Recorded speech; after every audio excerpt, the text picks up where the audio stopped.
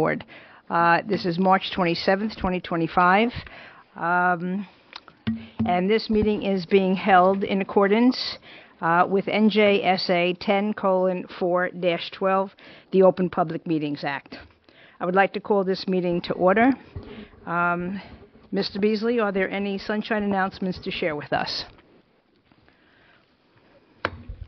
In accordance with the Open Public Meetings Act, notice has been provided to Bergen Record, LS Bolito, as well as posted with the city clerk. Staff requests that this be...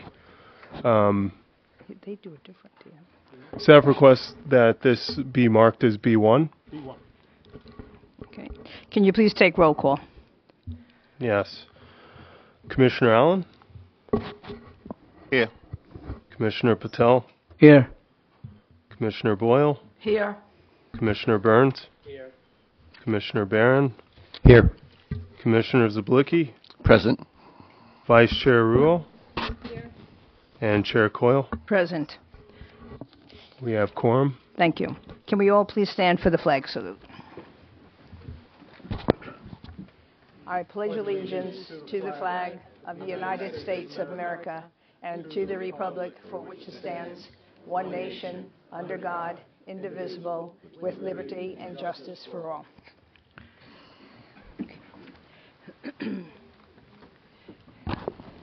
Bridget, can you please swear in any staff that are in the room, that are in attendance? You swear or affirm the testimony you are about to give in this proceeding will be the truth, the whole truth, and nothing but the truth. Yes. Thank you. Okay. Is there any correspondence? There is no correspondence. Okay. So any adjournments? Okay. Adjournments as well. Okay. We have one case this evening, and it's case Z20-043, 201 Newark Avenue. We have had 4 public hearings on this application, October 24th, 2024, November 14th, 2024, December 12th, 2024, and February 27th, 2025. This is the 5th and hopefully the final meeting, which is this evening, March 27th, 2025. Okay. The board has heard Mr. Harrington's direct case, and Ms. Stud-Holmes had an opportunity to cross-examine his witnesses, as did certain members of the public. The board heard Ms. Stud-Holmes' objector case, and Mr. Harrington had an opportunity to cross-examine her witnesses. The board heard rebuttal witnesses presented by Mr. Harrington and Ms. Stud-Holmes, and had an opportunity to cross-examine the rebuttal witnesses.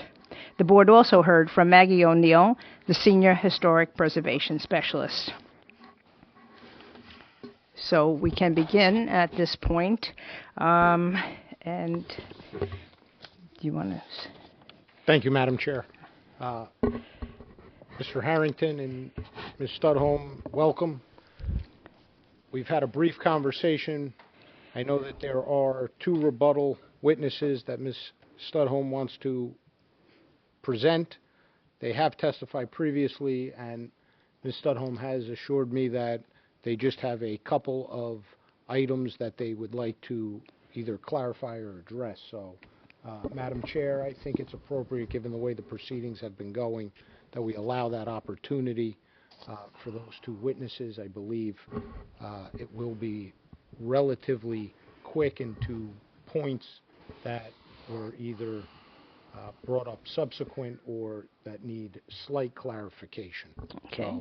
So, Mr. Harrington, I'm willing to entertain you to be heard if you wish to be heard on those issues. If not, we can have the witnesses brought in, sworn in. Your representation to the board is accurate. Thank you, Mr. Harrington. Just for the board, if you could tell us the nature of the witnesses' testimony and the relevance. Yes, thank you very much, Chairwoman. Thank you, board members. This will be very short. So I discussed with Mr. LaPaglia. I understand he can't be here tonight. So I'm going to sort of sum up that interaction I had with him. My first witness is Ben Simon. I apologize, Ben Simoth. You've accepted him before, and the applicant's traffic and planning witness, but speaking in his traffic capacity. Okay. Pointed out, he said, the changes to the application that Mr. Simoff is criticizing, those were suggested by staff.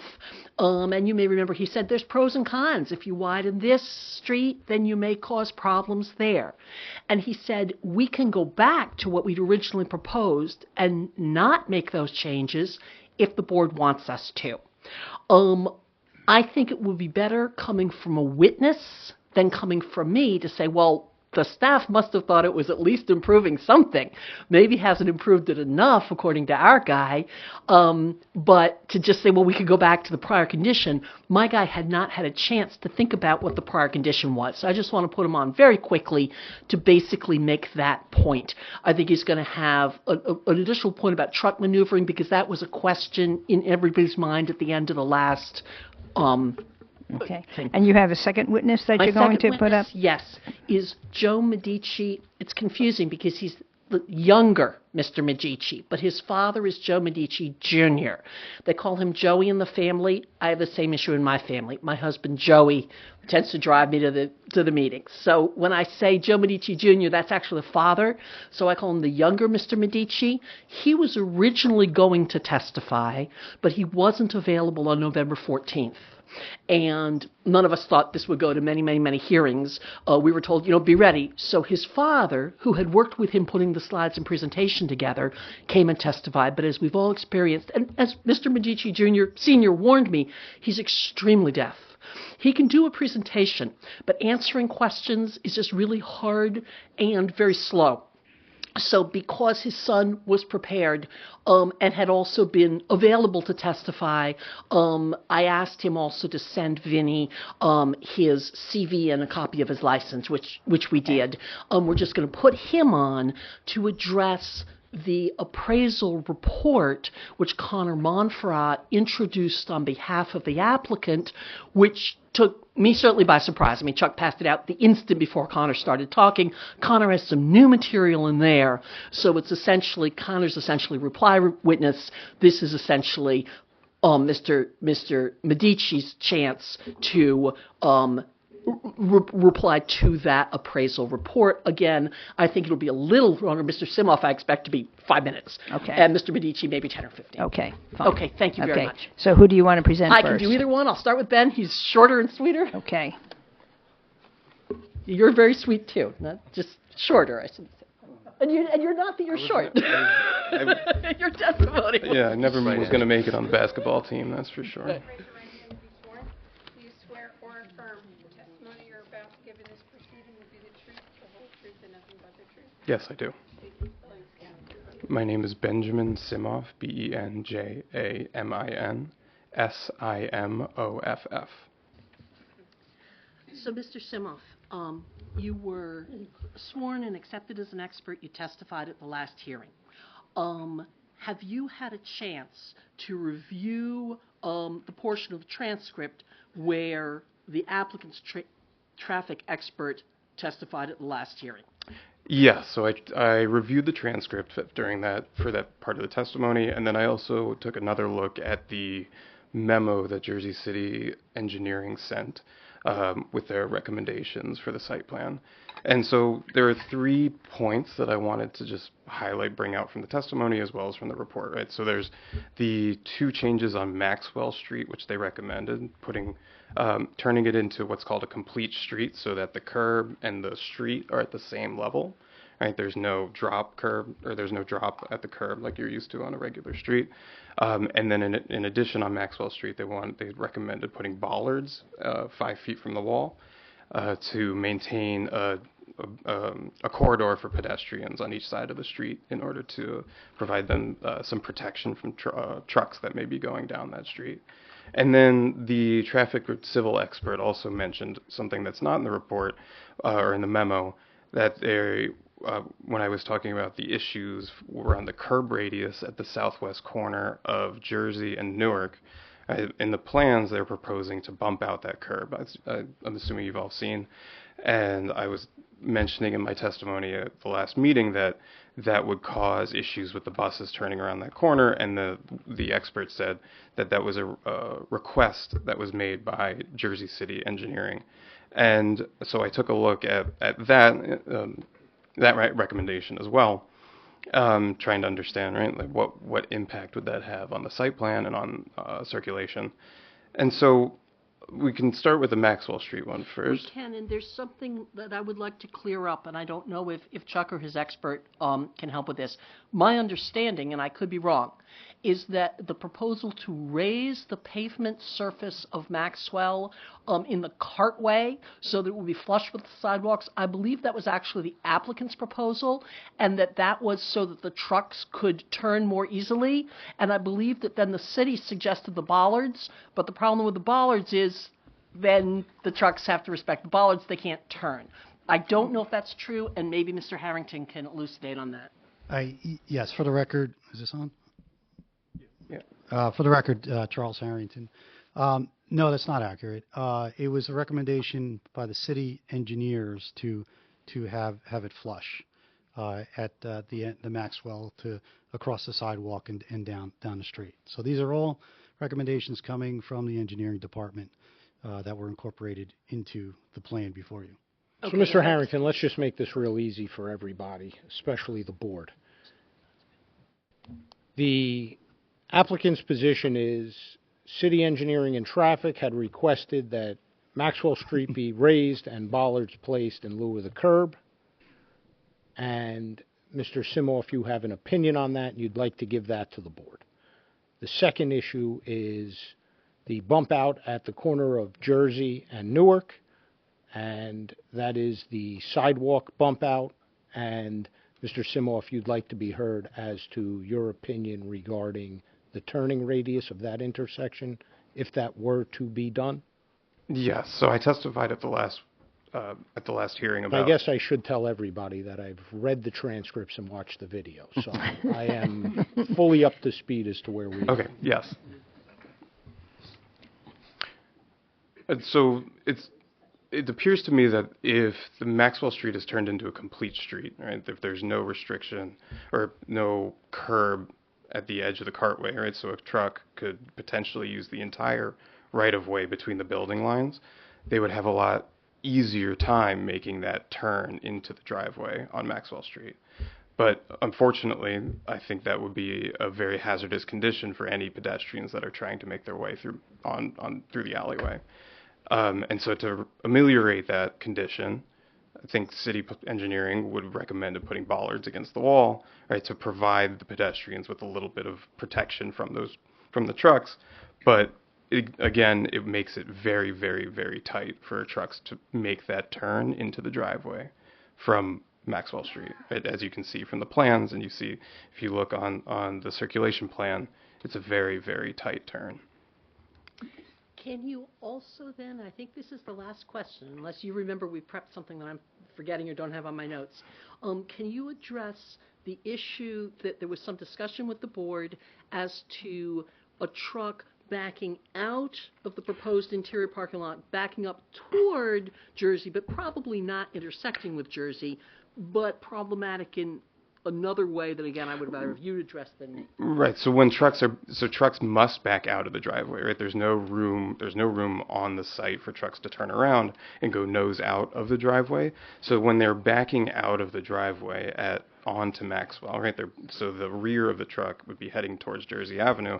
If there's any vehicles or any pedestrians that are trying to make their way down Maxwell, either towards the Saffron or potentially parking at the hotel, they wouldn't be able to, and they would back out. They would queue out into the intersection of Maxwell and Jersey. And in my testimony previously, I already said that the intersection operates quite poorly during peak hours, during morning and evening peak hours, and that would just cause. I think it would make the condition even worse. Well, if you think that's all you have, that's all that I have. Yes, and then I just wanted to make the point about the curb extensions over at Jersey and Newark, and it appears to me that while the advantage of having the curb be pushed out is that you're shortening the crossing distances across Jersey Avenue, and so that means that the pedestrians are in the right of way for less time, therefore it would be safer. But as the applicant's expert said, right, there's trade-offs. And so the trade-off here would be buses and trucks making the turn from Newark onto southbound Jersey would be swinging into oncoming traffic potentially on Jersey Avenue, and it would be it would make a hazardous condition exist. And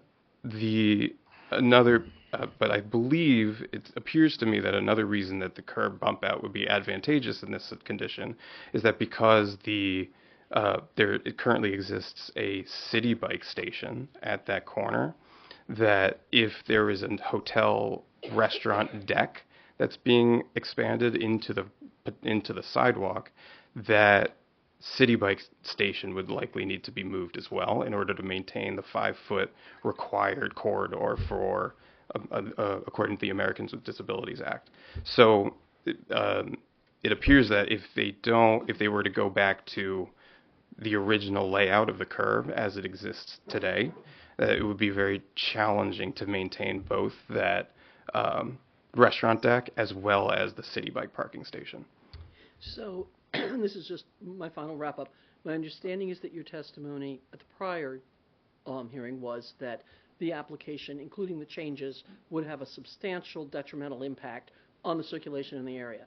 Is it also your opinion that the application, without the suggested changes, would likewise have a substantial detrimental impact on the circulation in the area?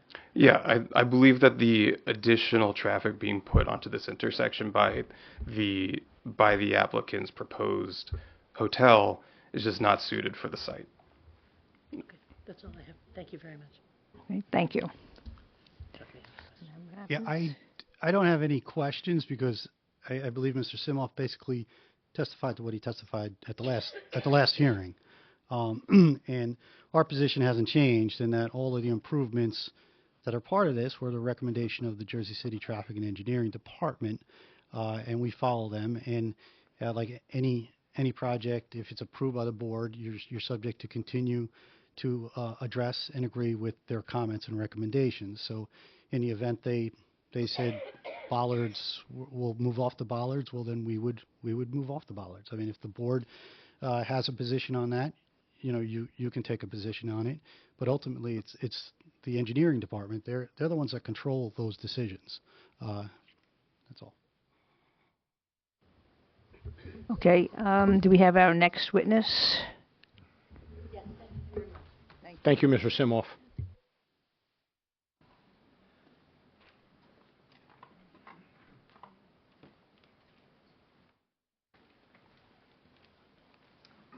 Raise your right hand, please. Sure. Do you swear or affirm the testimony you're about to give in this proceeding will be the truth, the whole truth, and nothing but the truth? I do. Thank you. State and spell your full name, please. Joseph F. Medici. And Medici. I think you do, yes. like the gallery in Florence, Mr. Medici, is it true that you gave me copies of your CV and your license to transmit to the board's attorney? That is true. And I'm offering him as an expert. I believe he's been accepted before. I just want to make sure of that there's not going to be any question. Mr. Harrington, do you have any comment or objection or statement? Yeah, I have no objection. Okay. Okay, thanks. We So will I should accept say him as a residential real estate appraiser? yes, and Mr. Harrington was on that email as well. So Oh, I did see that, yes. So as a residential real estate appraiser. yes, residential. And can you tell us just very shortly about your license? Because I understand it's a little bit more than that. Your license. I'm a certified residential, so I'm just one step above my father. So you can do a full building. Up I'm sorry. to a 4-unit. I'm sorry. Okay. That's okay. That's all right. I'm not going to belabor it. Yeah, I'll withdraw. repeat the question and repeat the answer.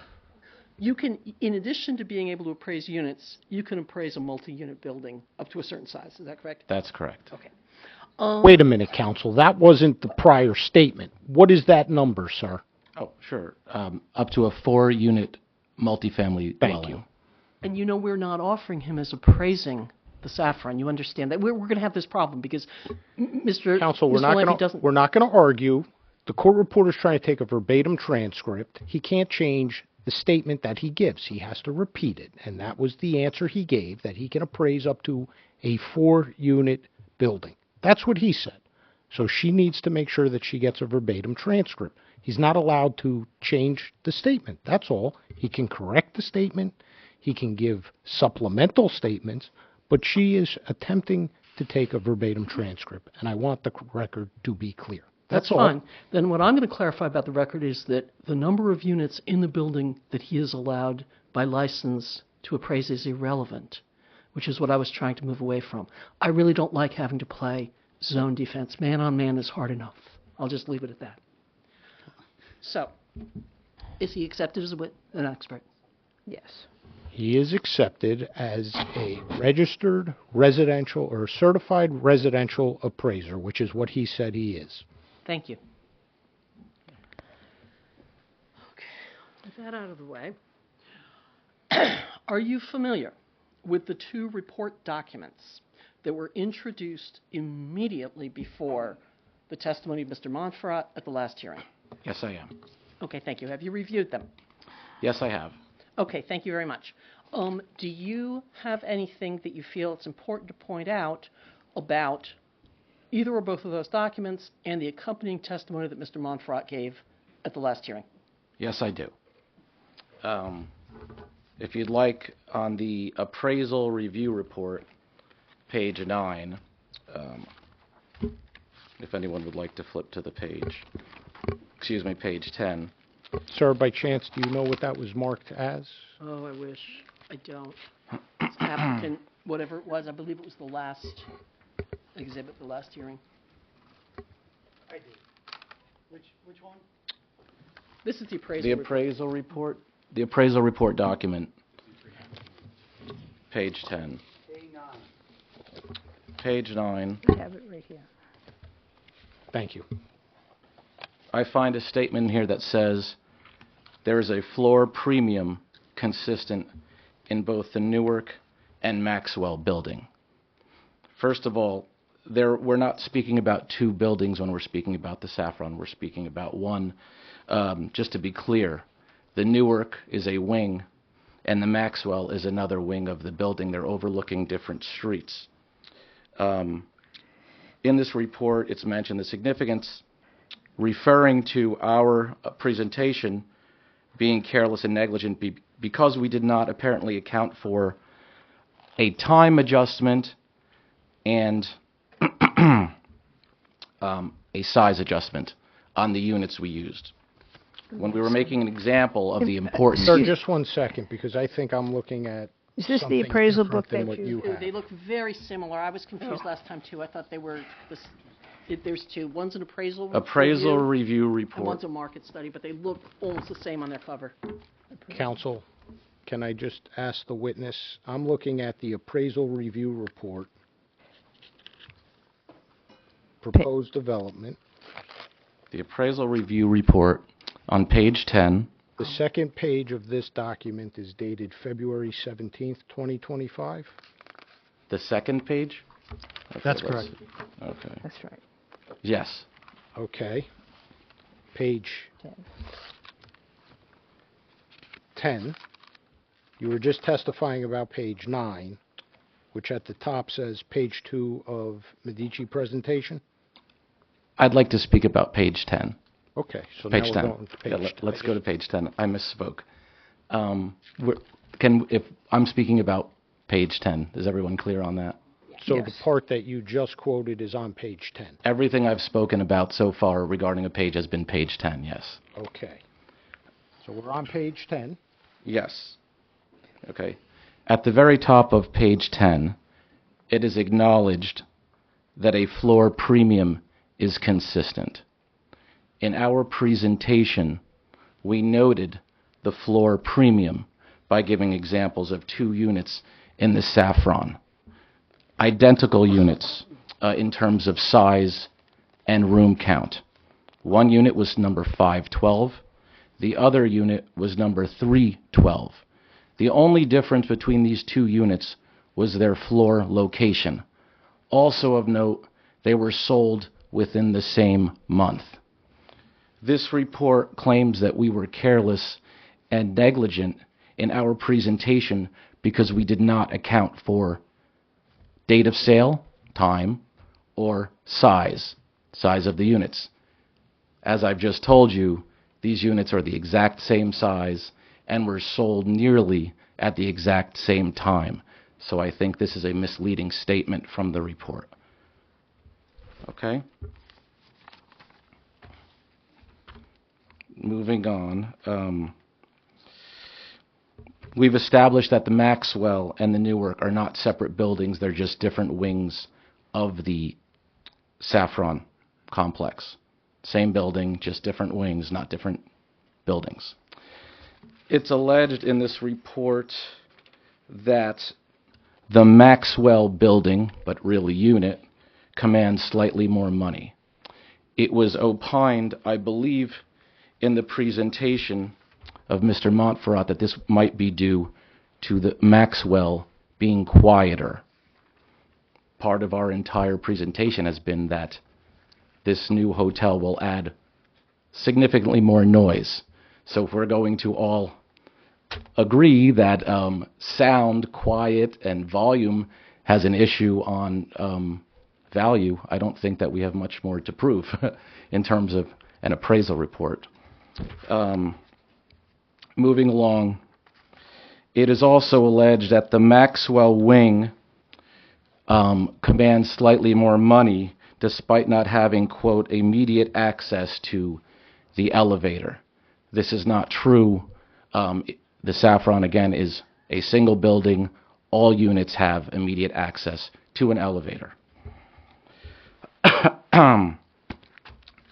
Finally, and I think this is my last point on the report, if we can move to page 14, where we have a paired sales summary of different condominium selling prices and whether they are facing or not facing hotels that are not within subject's market area, but that's another discussion. So we have 4 examples of paired sales. The first example, the Garrison Avenue example, is a significantly lower priced unit.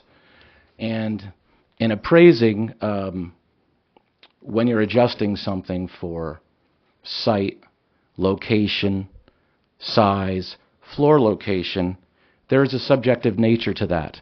And the average selling price of a unit in a complex can help an appraiser figure out how people in that complex are evaluating things. For example, if you're looking to move into an area like the Saffron, which is a West Village type mom and pop store, condos, brownstones, and you have $800,000 to play with to buy something, floor location may be of importance to you. If you're looking on the outskirts of a city where there are lots of high rises and your resources are limited, you may not put such a premium on your view or your floor location. You may just be looking for a comfortable place to live. And I think that's important when you're looking at this paired sales summary, because I think that is misleading. So I think that eliminates example 1 in this example. That leaves us with... Could you, I'm sorry, for the record, could you just say what those prices were in example 1, just to make it clear? Sure. The selling prices of the... I guess the condos in example 1 are $200,000 and $208,000. Whereas, just to be clear, those 2 units in the Saffron that we had used as our example were $880,000 and $820,000. I don't think those are comparable. And if I were to use a $200,000 condominium in an appraisal report I was preparing for a unit in the Saffron, they would probably take my license away from me. Yeah, well, you don't have to go there. I want to just set the stage a little bit again to make the record clear. There were 4 paired things. One you have testified why you wouldn't necessarily include it. That leaves the 3. My understanding from talking to you is that those 3 other pairs are actually in the same building. Could you talk a little bit about the building, a little bit about the neighborhood, and then point out, my understanding is there's something extremely interesting about one of those pairs and that the other 2 support your thesis. Okay. Yeah. As stated, 3 more examples in this chart. They appear to be all from the same building, 65 2nd Street, which I believe is in the riverfront area of Jersey City, which is already riddled with high-rise hotel type dwellings.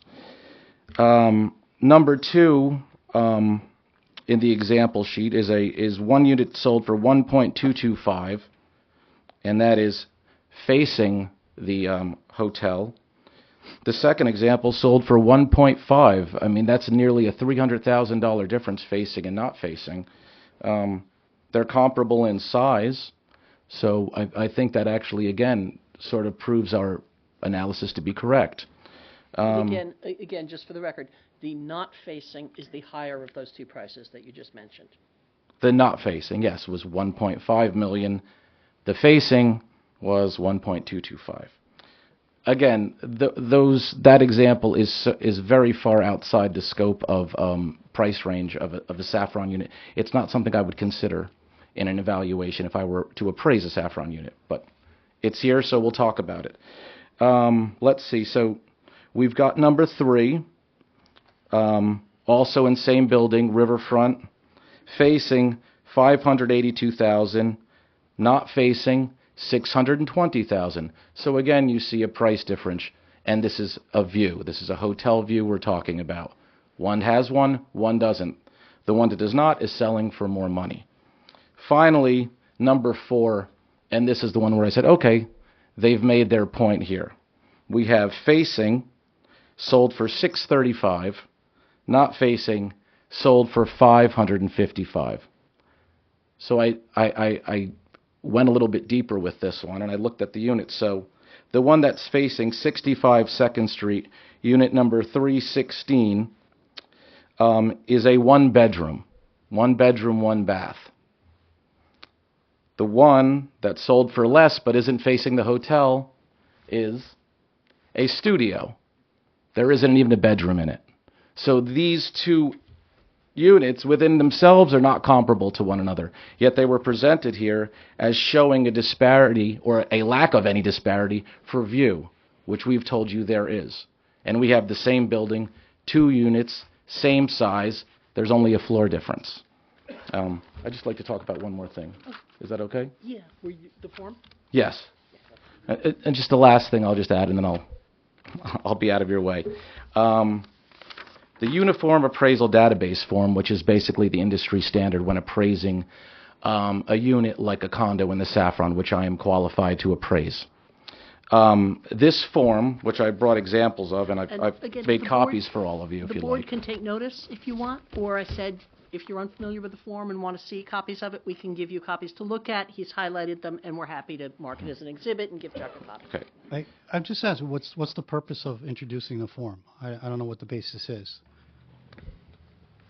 Would you like me to answer that? Or? Oh, okay. So the basis of it is that this form highlights specifically questions that are required of an appraiser to answer with respect to location, floor location, Counsel, view. I guess I can appreciate the answer you're giving, but I guess the question is, why is the form an issue? Is it an issue? Can Yeah, let me finish.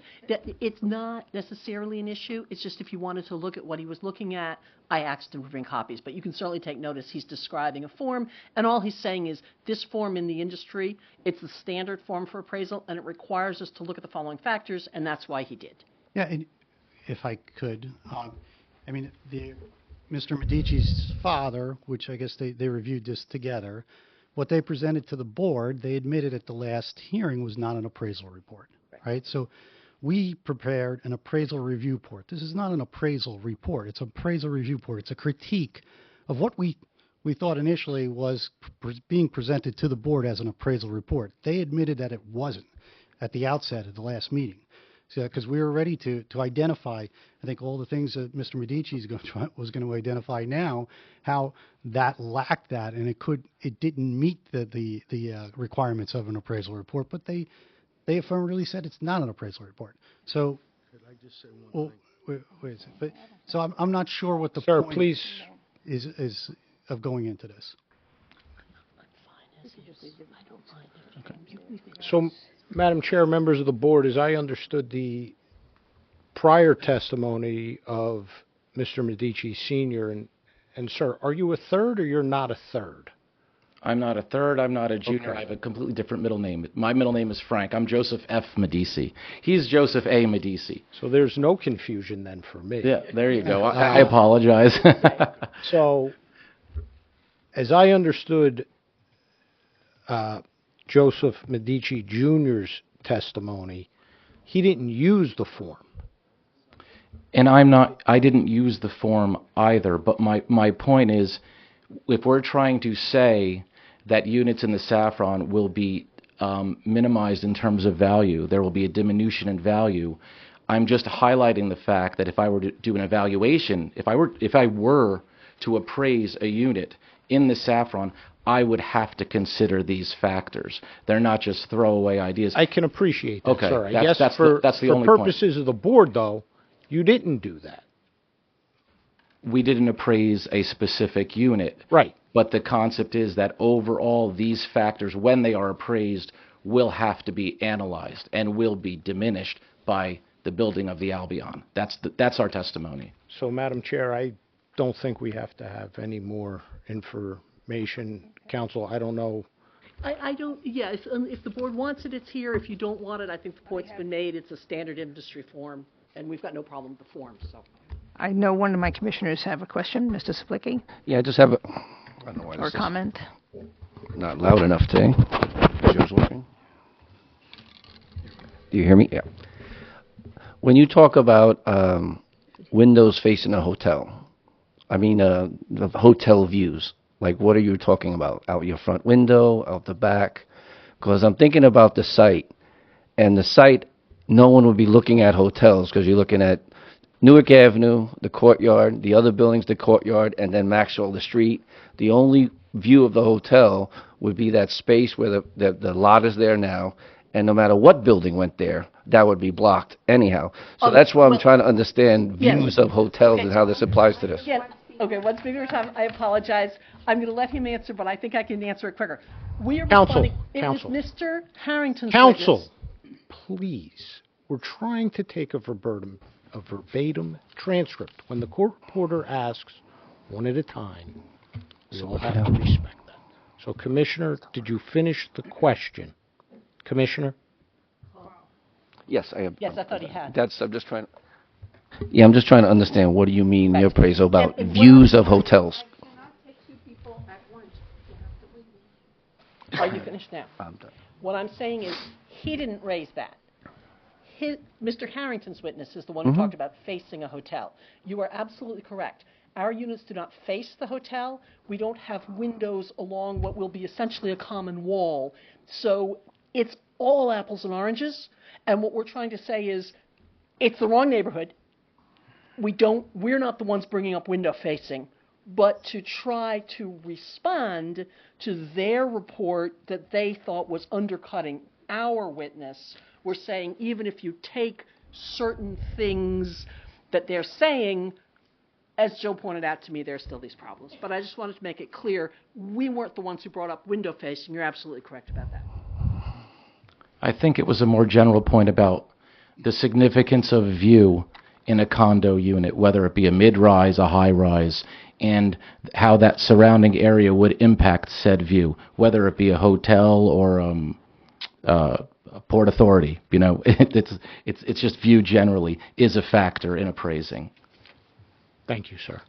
Yeah, that was my concern. I was just trying to understand what you meant by that, regardless of who brought that up, because it seems like the only place there actually are views are when you go on the roof. And whether you're on the 5th floor or the 1st floor, you still got to go up to the roof. So no one enjoys their own view no matter what. It's still the way it is, the way the building's constructed.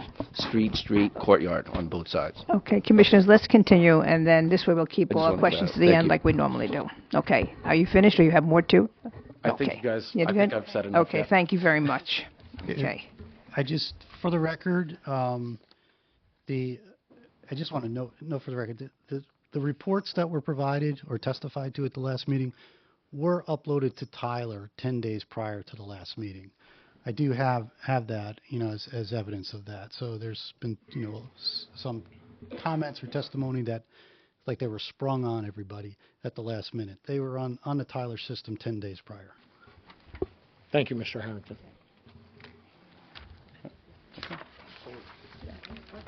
So, counsel, that's the direct of this witness. Mr. Harrington, do you have any questions of the witness? I don't. We stand by our experts' analysis. Thank you, Mr. Harrington.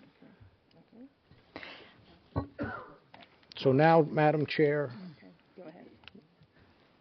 we are done with all of the witnesses on behalf of the applicant as well as the objector. So now we're into the public questioning of counsel's two witnesses, Mr. Simoff and Mr. Medici. Correct. So is there anyone who has in the audience who has any questions for the two witnesses that just presented this evening? If you have questions, please come to the mic. You will need to give your name, your address, and spell your name for the stenographer. Is there anyone who has any questions for the two presenters tonight? Okay. Okay. So, Madam Chair, we have no questions of those two witnesses, no member of the public wishing to question those two witnesses. So now, Madam Chair, I believe it appropriate to move on to the next portion of the hearing. Correct. And they can make comments, public comments. So we will now engage in public comments. We did have public comments several meetings back where we had quite a few people came up and voiced their opinions, which we have all reviewed. So therefore, we are asking if there is anyone who has any comments from either side.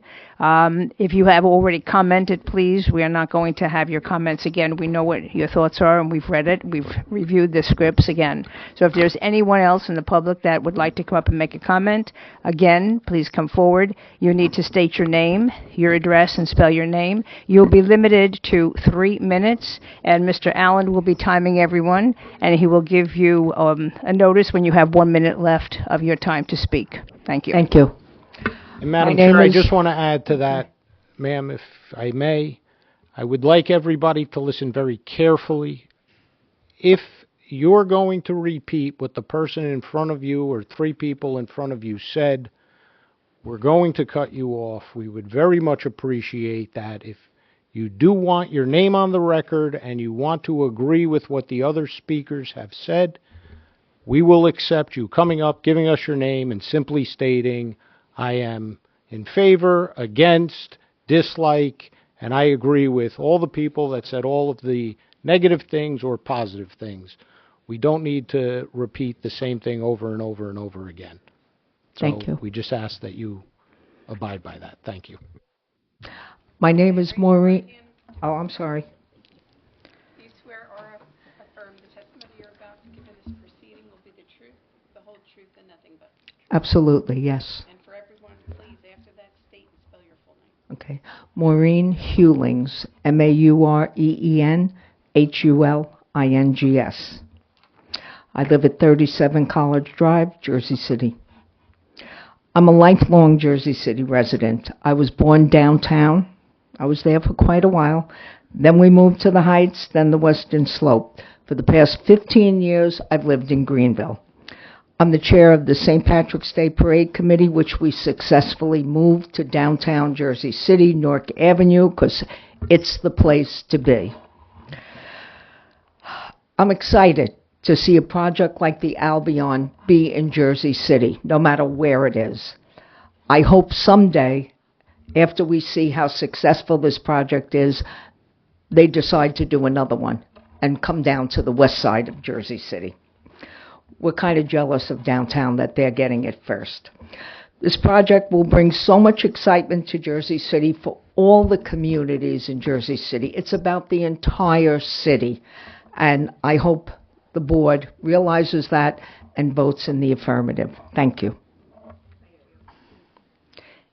Anyone else from the community? Could you please line up so that we have you in line to speak? Do you swear or affirm the testimony you're about to give in this proceeding will be the truth, the whole truth, and nothing but the truth? I do. My name is Eric Harrison. 2756 Kennedy Boulevard, Jersey City, New Jersey. Also a lifelong resident, Jersey City. Grew up downtown, 304 3rd Street. Very familiar with the neighborhood. I walked the neighborhood as a kid, still did as I went to high school. This is a wonderful project. This is a dream project for the neighborhood and certainly for the community. We're lucky to have it. There are a lot of benefits that we can see from it being implemented, and I would concur with what was said earlier by Ms. Eulings. It's certainly a big advantage to have this in the community. Thank you. Thank you.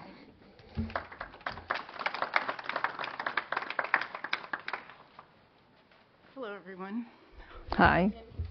Do you swear or affirm the testimony you're about to give in this proceeding will be the truth, the whole truth, and nothing but the truth? Yes, I do. And my name's Darlene Mazer. I live in Jersey City in downtown. I've been here for close to 30 years. They can spell your full name for the Oh, record? sure. Darlene, D-A-R-L-E-N-E. Last name Mazer, M-A-Y-S-E-R. And my feeling is that this is out of character for the downtown neighborhood. It's not zoned for a hotel or the Height, and I think we should stick to the zoning rules that were just redone about 2 years ago. Since I've lived here, getting around is getting harder and harder. I live on Barrow and between York and Montgomery. It is really hard to get around. There's so many streets that are closed now that you can't go. You're forced to different streets. And one of the only streets I can go now are Jersey Avenue if I want to go north. Every street has a stop sign. It's so congested, and going from Montgomery to Newark could take almost 20 minutes sometimes because of traffic coming from Columbus being forced to turn onto that. The street after Newark, which is first, only about 3 cars can go because of the stop sign there from that traffic light. So sometimes you're sitting there for 3 or 4 traffic lights to get through. And this is only going to make it worse. I know ideally people are saying during different traffic times, but you're going to have people double parking and people making drop-offs, and it's really going to be hard for the people that have to get around. I don't think it belongs in this neighborhood. Again, it's out of character. It doesn't look like the Ace Hotel. It doesn't even look like it matches. It looks like a container trucks on top of a nice building. So I am against it. I feel like it's not the right place for this building. Thank you. Thank you. Do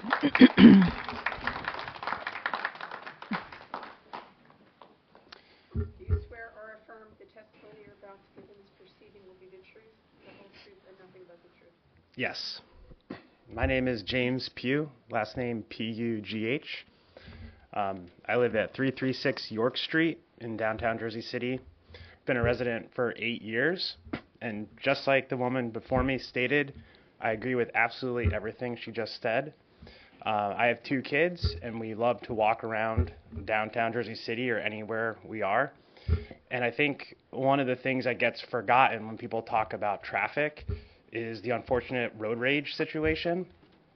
And I can't tell you how many times I've been crossing the street at any moment where we have limited crossings now, because getting north across Christopher Columbus Ave on the weekend in particular, let alone rush hour, is darn near impossible. So now it's going to get worse, and there's going to be a lot more traffic, cars shooting left and right when they don't have the right of way, putting more pedestrians in danger.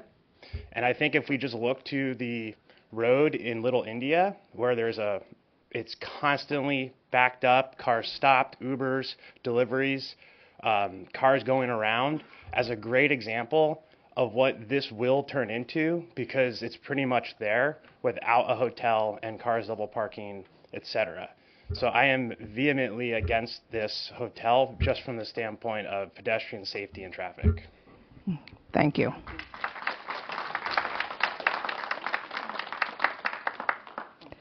Do you swear or affirm the testimony you're about to give in this proceeding will be the truth, the whole truth, and nothing but the truth? I do. My name is Adan Moriano, M-O-R-E-A-N-O. I live at 100... First name? A-D-A-N, M-O-R-E-A-N-O. I live at 100 Shearwater Court East. And I wanted to say that I grew up in New Jersey in the suburbs. I moved to Jersey City 10 years ago because it's a growing city. That's why I came here, and I love all the new projects that have come over the last 10 years, and even those that started before that. I am completely for this project, and that's all I wanted to say. Thank you. Thank you. Do you swear or affirm the testimony you're about to give in this proceeding will be the truth, the whole truth, and nothing but the truth? I do. My name is Craig Zames, C-R-A-I-G. Last name is Z-E-H-M-S. And I live at 326 York Street. I've lived here in Jersey City for 13 years on the same street. I am currently the president of the Van Voorst Neighborhood Association in my second term, and I serve on the board at the Barrow Mansion, and I'm also a member of the DCNA. I represent a neighborhood and wonderful neighbors that love where we live and the historic fabric of our neighborhood. We are a passionate group. We love the history, we love the diversity, and we love the volunteer spirit that we all seem to possess. I think that this proposed development is overwhelming in size, and it's disrespectful of its historic base. It will not be the beacon of downtown, as the developer described at one of our many meetings last fall. He's been a very generous man, but his generosity to other groups in town is a separate issue from actually this development. If you have not visited the site yet, I suggest that you do. I've visited it many times. I've looked up and I've imagined how big of an imprint that this will make to passersby and to people in the downtown area. It will take over a substantial part of the sidewalk. It will increase traffic. And the simple fact that they assert that these large delivery trucks will have no problem backing out of this little narrow alleyway, even if they were assisted by a valet parking person, is simply ludicrous. We believe this should be rejected, and I'm speaking for the Neighborhood Association, and I'm also speaking for the historic Paulus Hook Association. They sent us a letter saying that they have reviewed this proposal very, very carefully, and they find that the justifications do not meet the standards required by the municipal land use law, and they also request that this proposal be rejected. 1 minute remaining. Thank you. Thank you. Do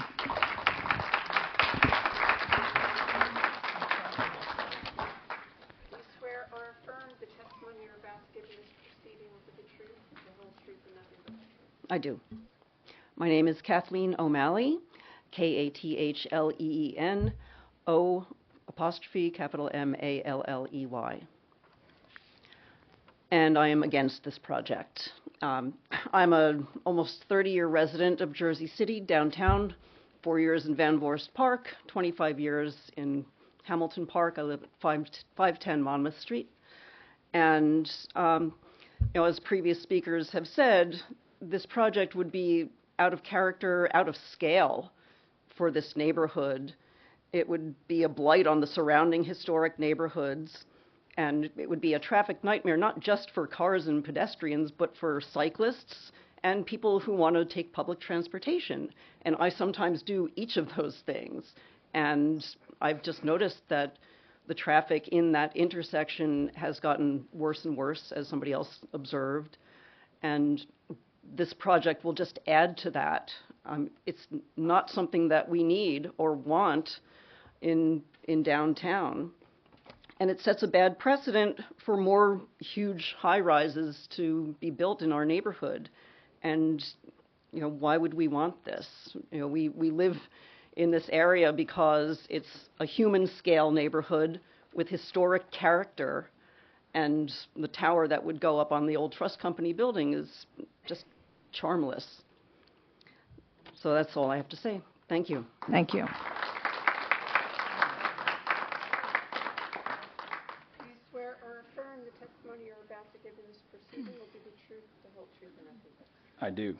My name is Jonas Pelly, Jonaspelli.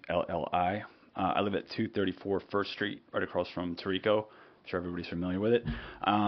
I am in favor of this project. I am coming from a hospitality background, and what I haven't heard a lot from either side is job creation. My industry is one that has been under a little bit of attack since COVID, and the rebuilding of the hospitality industry for me is a very important aspect of my life. So watching a project start to flourish that has a potential for up to 150 plus jobs, local jobs, these are in-person jobs, these are not remote jobs, these are, day in, day out residents. Probably the majority of the folks that are going to be working here are Jersey City residents, and I think that's a benefit that, again, I haven't heard maybe in the previous testimonies from other people, but I wanted to bring that up to the board. The second thing that's very important to me is music, live music. I want to see more of that in the neighborhood, and the inclusion of this recording studio with the added benefit of having a place to stay is going to attract more artists. So if you're playing any of the venues in downtown or beyond, the Albion is going to be a very attractive place for you to look. And I think, again, what I haven't heard a lot of other people talk about is the intangibility, of what are these amenities going to bring. And for me, it's attracting more live music. The operators, I've done a little bit of research on them, have ties to the Stone Pony. And my in-laws live in Asbury Park, right across from the Empress Hotel. I go to the Pony as much as I physically can, and to have a piece of that in my neighborhood is something that means a lot to me. And the last kind of point is safety on the corner. I haven't heard anything about this very dark, desolate corner getting 24-hour eyes on it. I mean, I know I have countless times walked from the path to, that area, and at midnight, it's pitch black on that corner. You're talking about 270-degree, 24-hour coverage of an otherwise a little bit sketchy, for lack of a better word, area. And I get everybody's concerned with the traffic. 1 minute but remaining. Safety is, also a concern. That's it. Thank you very much. Thank you.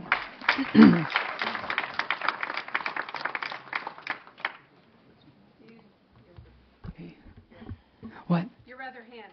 Oh. Swear or affirm the testimony you're about to give in this proceeding will be the truth, the whole truth, and nothing but the truth? Yes, so help me God. Okay, I'm Sam Pessin.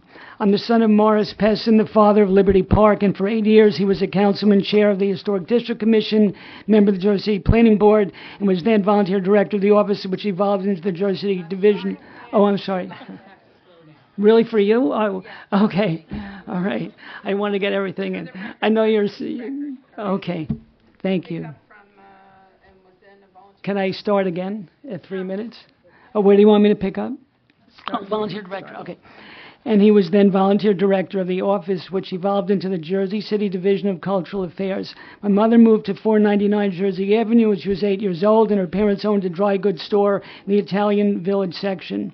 I live at 580 Jersey Avenue, a few blocks from the location of the proposal. What's at stake is people's community spirit and love for Jersey City. People take pride in the small town feel of Jersey City. The most relevant criterion must be protecting the character of the neighborhoods, which would be severely harmed by radically abandoning the zoning codes. The hotel would intrusively forever harm the character and feel of this prominent location of nearby neighborhoods. Everyone walking from all directions toward that corner will see the 9 stories out of place and in the wrong place. The hotel would be a constant visual assault and would add to, and your decision, if it's in favor of it, would add to the public cynicism that developers, no matter how well intended, mostly get whatever they want in Jersey City. I've known Frank and Jeannie Cretella for over 20 years and consider them friends. I have a great respect for them as caring and good-hearted people.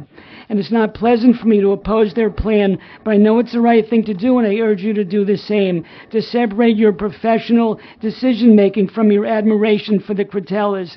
The hotel would negatively impact residents' positive emotional connection to nearby neighborhoods. The Pedestrian Mall itself has a small-town, public, common, non-touristy feel with its down to Jersey City sense of place for people to walk through and experience its low-rise businesses and to have fun at festivals. So please don't let this inevitable, dangerous precedent come to be, because any developer in historic downtown would say that you threw the zoning codes out the window for the hotel. the hotel would create jobs, which jobs are important, but jobs for a wrong project shouldn't be approved. 1 minute remaining. Thank you. Just like jobs to build the $11 billion turnpike extension or to build stadiums in Liberty Park are wrong. If you all, unless you live on the waterfront, you wouldn't want a 9-story hotel in your neighborhood. The Cartels are asking too much from the board. The Jersey City needs you to uphold and not radically cast aside the zoning codes or cast aside the character and heritage of the neighborhoods or cast aside opposition by downtown neighborhood groups. Though I empathize with the Saffron's rooftop views and appraisal issues, I'm emphasizing the detrimental impacts, especially the harm to the character of the nearby low-rise historic neighborhoods. 15 seconds. Thank you very much. Thank you.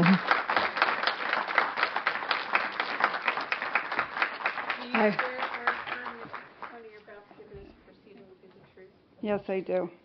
The truth, the whole truth, and nothing but the truth? I do. Jennifer Harrison, Harrison. I live at 2756 John F. Kennedy Boulevard.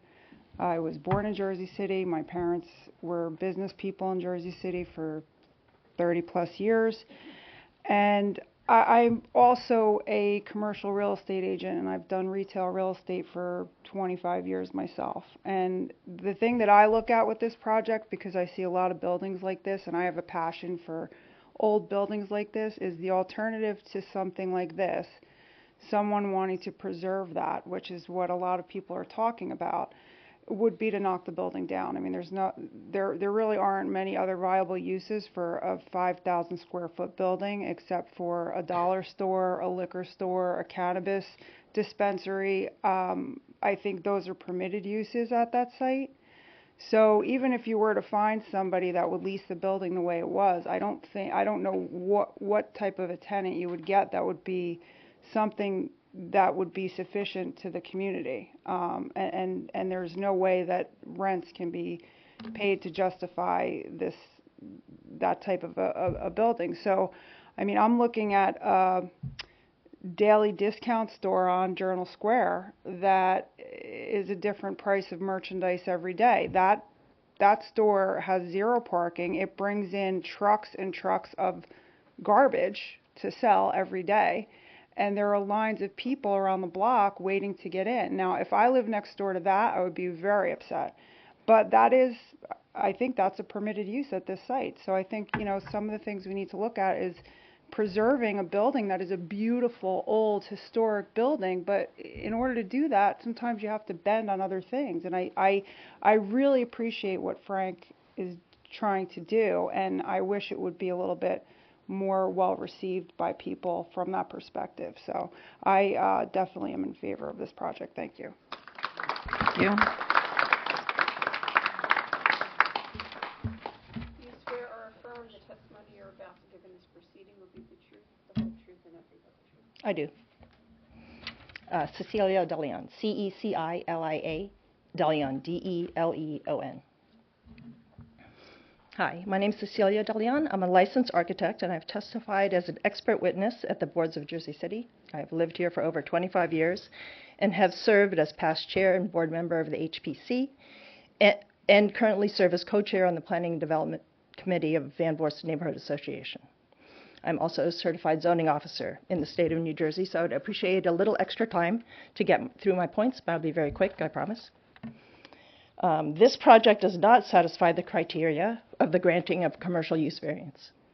There is no benefit for the residents of the neighborhood. It poses substantial detriments to the public and absolutely does not follow the purpose of the zone as stated in the recently adopted master plan.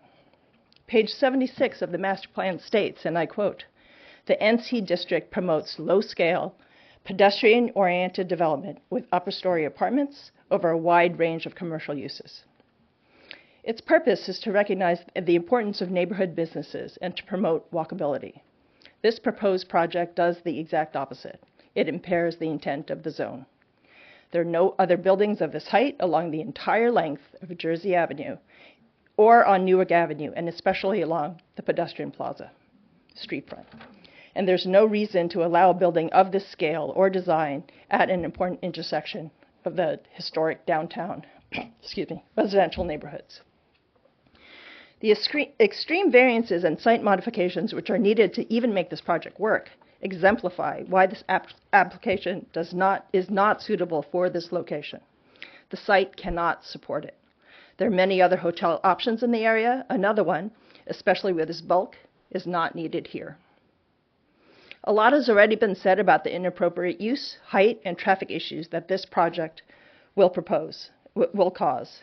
Instead of reiterating those points, I'd like to highlight some other issues that were not brought up in the staff memos or I believe were adequately addressed during this hearing. Signage and lighting. Neither the NC1 district or the historic district allow internally illuminated signs. The NC1 has a maximum signage area of 10 feet, yet this project has a large 55 square foot internally lit sign on Newark Avenue at the 3rd floor level. This variance is a substantial detriment to the public and surrounding historic district. 1 minute remaining. Oh. And it's not even mentioned early in the staff report. They also have lit fins around the whole building, which are not properly detailed in their presentation and were not even talked about here. I'll skip over. The loading zone, there is no loading zone, so that is a major variance. The trucks have to turn off of Maxwell, load and unload, block traffic on Maxwell, and then try to make a left on Coles. Not going to happen. The noise from the rooftop deck is pretty much uncontrollable. This isn't Asbury Park on the beach.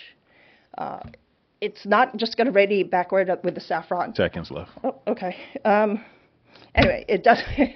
I have a lot more to say, but basically, the variances proposed in this project are not supported by any of the testimony we've seen, and totally against this project. Thank you. Do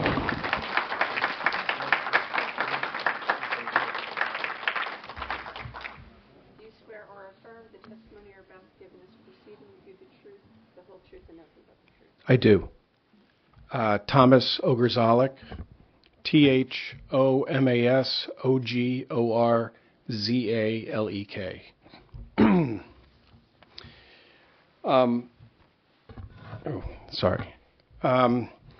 I'm a member of the Van Voorst Neighborhood Association. I've been the co-chair of the Planning and Development Committee for over 20 years. I've lived in Jersey City for over 33 years. I also teach architecture and design at the Hillyer College, and I also have an active architectural practice, which I've been doing for over 40 years. So, what I'm going to talk to you about tonight, besides the fact that I agree with everything that was just said, I'm going to highlight a couple of the reasons why those are really important to understand. One has to do with the building height. And to be clear, this applicant came to the VVNA when they first started the project, presented to us in earnest. We gave them our comments and responses. Everything I'm going to be speaking to you tonight about, they have not addressed. They came to us to tick a box. I felt it was incredibly disingenuous, and they said they'd come back, and they never came back. So one thing has to do with the building height on the street. The building height is over 110 feet. That's what they're proposing. One of the problems with this is that it completely contradicts what the NC neighborhood zone is about and what the pedestrian experience is about on Newark Avenue. It's a wall. And while their planner has testified that 8 stories is allowed, 8 stories is not allowed at the street level. It can be set back from the street level. But 8 stories is not allowed at the street level because it is an imposition on the pedestrian experience. And maintaining the pedestrian experience has to also do with light and air. And this is what the pedestrian plaza is about. The second thing I kind of want to talk about is the fact that when it was presented to you, nobody really talked about how the shadow studies and how light and air would impact the pedestrian plaza. And if you notice, the applicant never showed you shadow studies after 12 o'clock into the afternoon. Why? Because everything along Jersey Avenue and everything down Newark Avenue will be in shadow. 1 minute remaining. Including people's apartments. The franchise request is a problem. You've already heard about that. It takes away the public space on the sidewalk and makes a very difficult condition for pedestrians. And then finally, I will say that if you ultimately have to vote on this tonight, this is not about who the applicants are. It's about the intensity of a use that is requiring multiple variances, and the effects are a building that is out of scale with the area. And the impact of that is an implication on the pedestrian experience. So I would also suggest to you that the applicant has not demonstrated that they've mitigated the negative 15 criteria seconds. for Newark Avenue. And on top of that, a project of this scale and significance has been inadequately presented to you by the architect. The drawings are missing key items that are required items 15, 16, 21, 22, 23, and 25 of the required applicable drawings. Thank you. Thank you. Do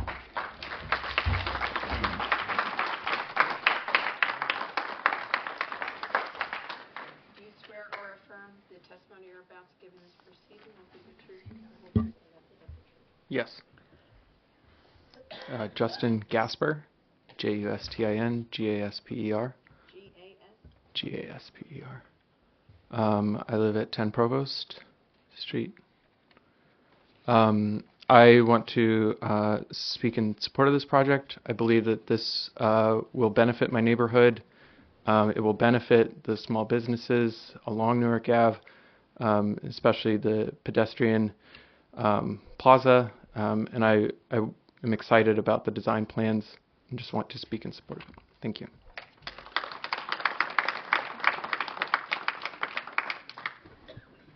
Do you swear or affirm the testimony you're about to give in this proceeding will be the truth, the whole truth, and nothing but the truth? I do. Hi, Philip White. I live in the Hamilton Park neighborhood of Jersey City. I've lived there for about 6 years or so. I moved here for a lot of the ongoing development that's happening in the city. It's great to see how much the city's changed. As shown, the builder has shown a really strong track record in delivering unique restaurants and hotels in the region. And, he makes a really special place for people. It's obviously a family that has a lot invested in their communities. There's very high barriers in this market to find a site that is a fit for a hotel. Obviously, Newark Ave is a very high density corridor. I can't think of a better place for a hotel and a restaurant. It's a place where your neighbors can get jobs. Your family can have their events, birthdays, bar mitzvahs, whatever event. And so I'm here to say that I'm in favor of this project, and I hope we can move it along. Do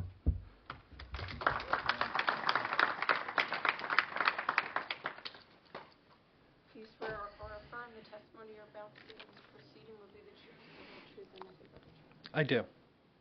Meaning my name and address? Yes. GAGEWRIGHT. Gage Right. 289 5th Street. 5th, as in the number 5. Hello. Newark Ave is a commercial street, and Newark Ave needs help. It is currently dominated by storefronts that have been vacant for a decade, dollar stores, vape shops, places to buy scratch-off tickets, and dispensaries. Creating this level of friction to development simply ensures that that state of decay will continue. This building is beautiful and historically significant. It deserves to be preserved and utilized. My understanding is that the plans have been found to be compliant by the Historic Commission, and I think we all know they are not an easy audience. I've tried to build in this city, and I know that personally, so that speaks volumes. We need to make it easier, not harder, to build and preserve nice things in this neighborhood. I'm concerned that the opposition to this project has carpeted my neighborhood with posters of a cartoonish supervillain's lair. I'm sure everyone here has seen the image I'm referring to. If not, I'm happy to show it. This is because if the poster had used an actual rendering of this development, people would see how truly lovely it looks. And if the opposition to this project requires this level of exaggeration and lies, then the right answer is self-evident. I support this project and others like it. This is just about the only feasible use of this piece of property. Let's allow something on Newark Avenue that is not a vape shop. Thank you.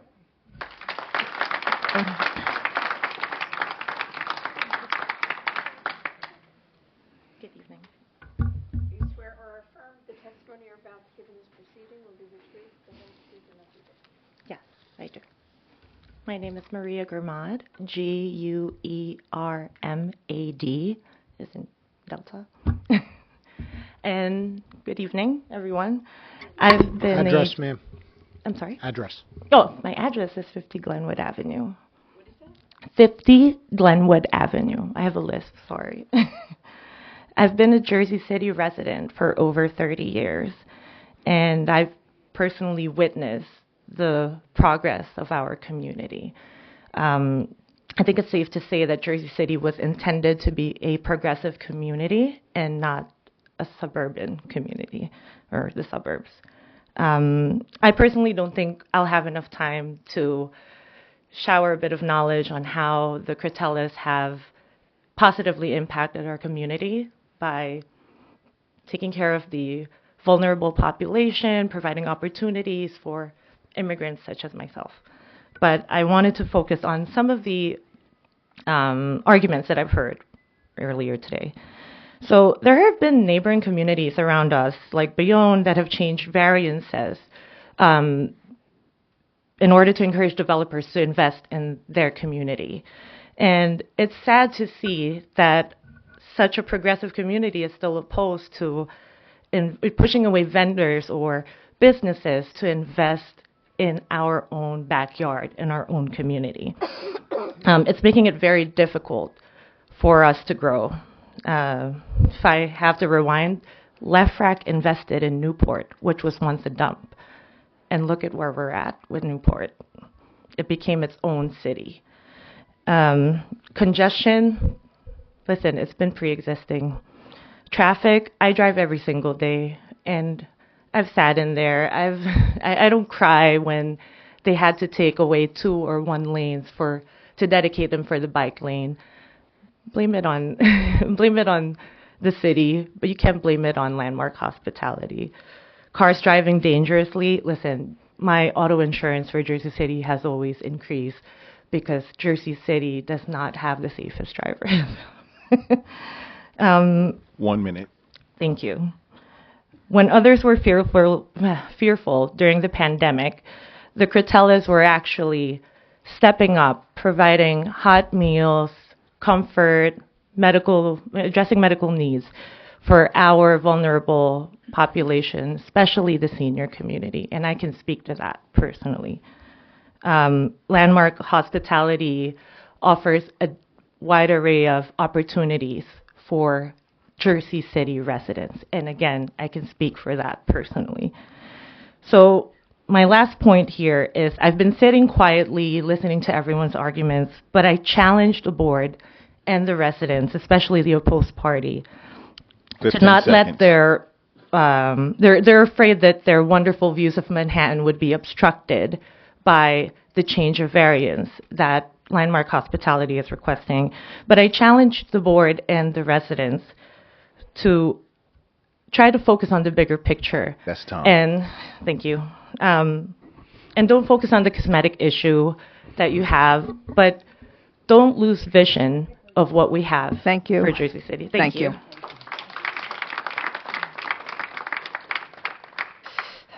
Hello. Hi.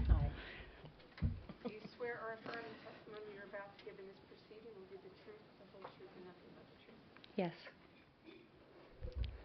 Okay. My name is Terry Fox. My address is 326 5th Street.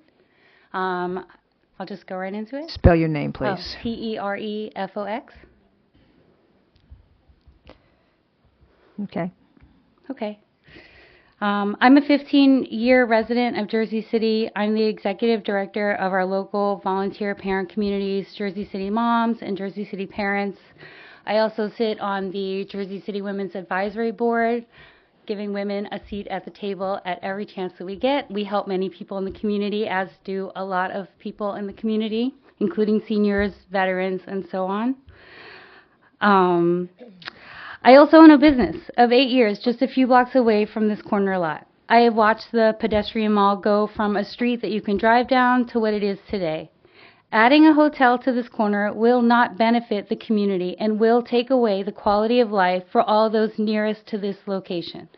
We have 2 hotels less than 2 blocks away from this location.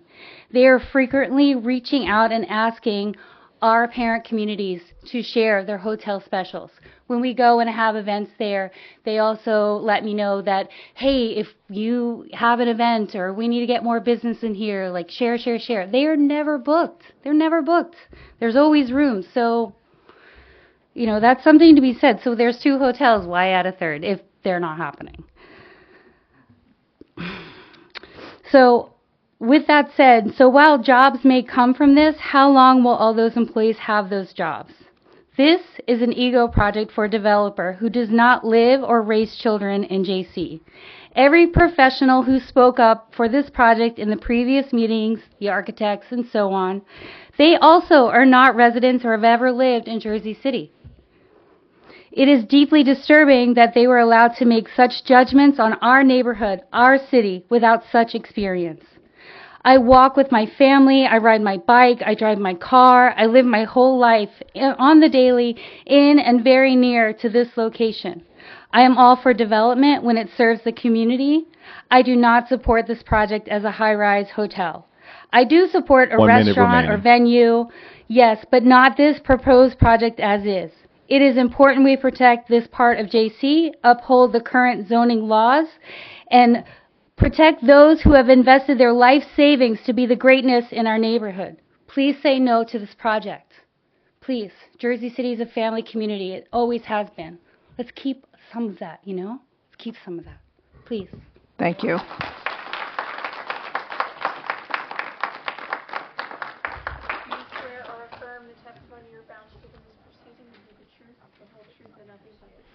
I do. Anthony Sandkamp. I have been a resident of downtown Jersey City for 24 years. I moved my business to Jersey City. I was in 111 First Street when I first moved out here in 1998. And for the last 22 years, I've been a commissioner on the Historic Commission.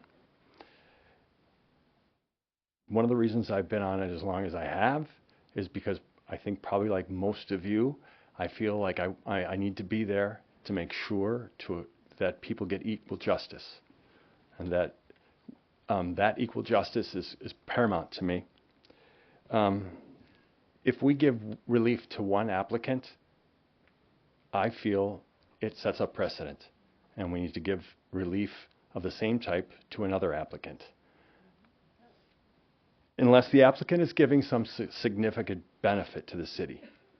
It has to be a benefit. It has to be significant. When we give relief, or when we give an approval, it's to the property. It's not to the applicant.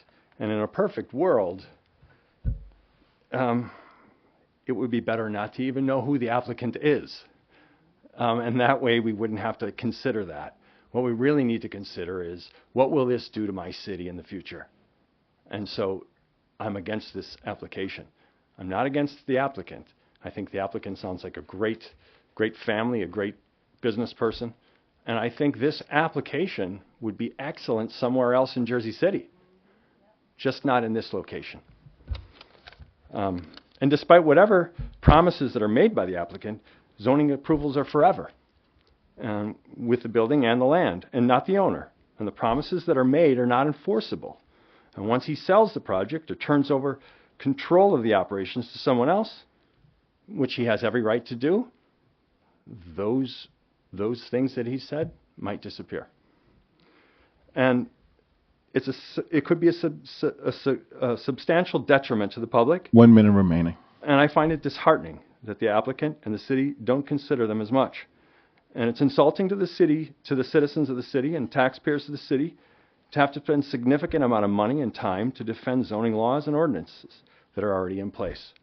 The culture of building in Jersey City has to change. We have to become better at this. And the residents of Jersey City deserve better. Thank you so much for your time. Thank you. I'll close the public portion. Closing public portion. Since I think we've heard from everyone who has attended this evening, so with no other comments from the public, I'm going to close the public portion of this meeting. And at this time, I'm going to have comments or questions by the commissioners, from the commissioners.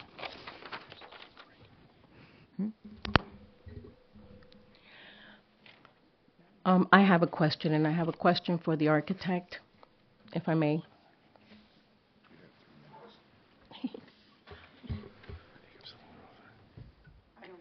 Swear yourself in, Mr. Carballo.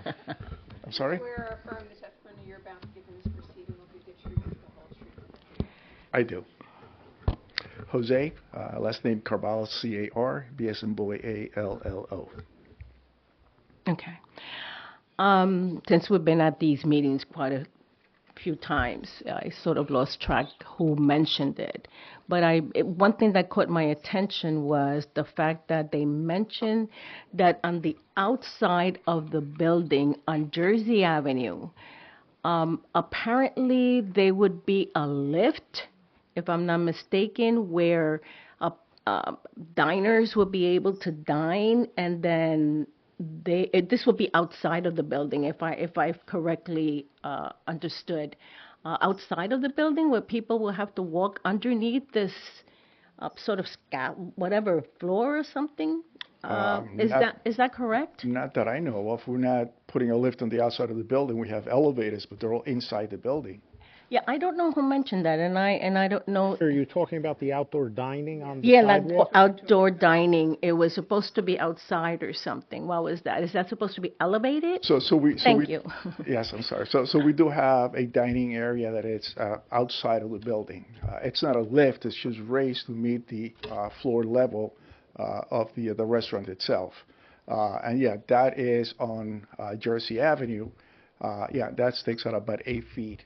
And that's a dining balcony or terrace. So how do you propose to do that? Why? I don't know. I just can't see it. Maybe, how do you propose to do that? Are you going to close off? Are you going to come out of the building? Are you going to break the windows? What exactly is that going to entail? So if you recall, the building has 5 windows on Jersey. Yes. One of the windows is going to remain as is, and then the other 4 windows are going to be the lower portion of it is going to be removed, and then we're going to have doors that will allow the inside of the restaurant to come out to the outside of the restaurant. So it's going to be the same floor. It's like a dining terrace. If you've been to restaurants that have outdoor eating, it's the same concept. So, Mr. Carballo, maybe I can help with the question that the commissioner's trying to get at. The interior of the building, the old bank building. My recollection from when I used to go in there with my grandmother is you go upstairs, that you're not on street level. Is that accurate? That's exactly what I just explained. Yes, you do. You do have it's about. So it's a different height. It's about 3 feet off the sidewalk itself. Yes, this terrace is about 3 feet out from the sidewalk. And that's what you're talking about? The terrace is going to be 3 feet above the sidewalk. What's going to be from the sidewalk to the floor of the terrace? Can you go under it? Is it like a wood deck? No, that's all enclosed. It's going to be a masonry extension. It's just like the building itself. As a matter of fact, whatever we're cutting out of the windows, we're pushing forward to reuse as part of the railing that's going to be around this terrace. So, yeah, you cannot go underneath it. Does this leave enough room for the space that's necessary, the walk space for people with disabilities? So we do have a 5-foot area or a 5-foot distance between that and where the bicycles are. Between that and up to the bicycle, so the bicycles can stay there and there still is 5 feet of space for them to move around. Still have 5 feet. Okay. I think before we ask more questions, I think we need to take a break. So we're going to take a 10-minute recess so our stenographer court stenographer there can rest her fingers. Okay, so it's let's come back at about it's 7:36. So can we say 8:45? That's only 9 minutes, Bridget. Is that I'm sorry, 7:45. What did I say? 9:40. 7:45. So about 10 minutes. Okay, is that okay? It's on.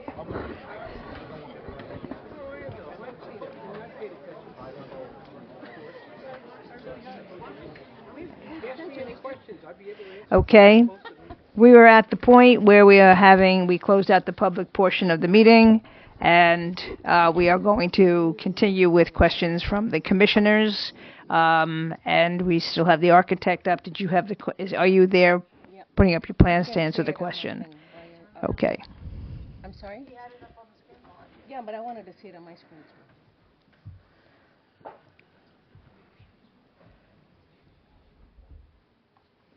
Thank you. Okay. You're Thank you so much. All right, go ahead. So what you see on your screen right now, what you see on the big screen, is a side view from Newark Avenue towards Jersey. And that's where that terrace is. And that's what you're looking at. This is the terrace right here. As you can see, there's nothing underneath it. It's completely closed in. The thing that we've done with it is whatever we're cutting out from the windows to open them up, it's being brought out to the front so that the building itself, parts of the building, components of the buildings are brought out and made part of this terrace.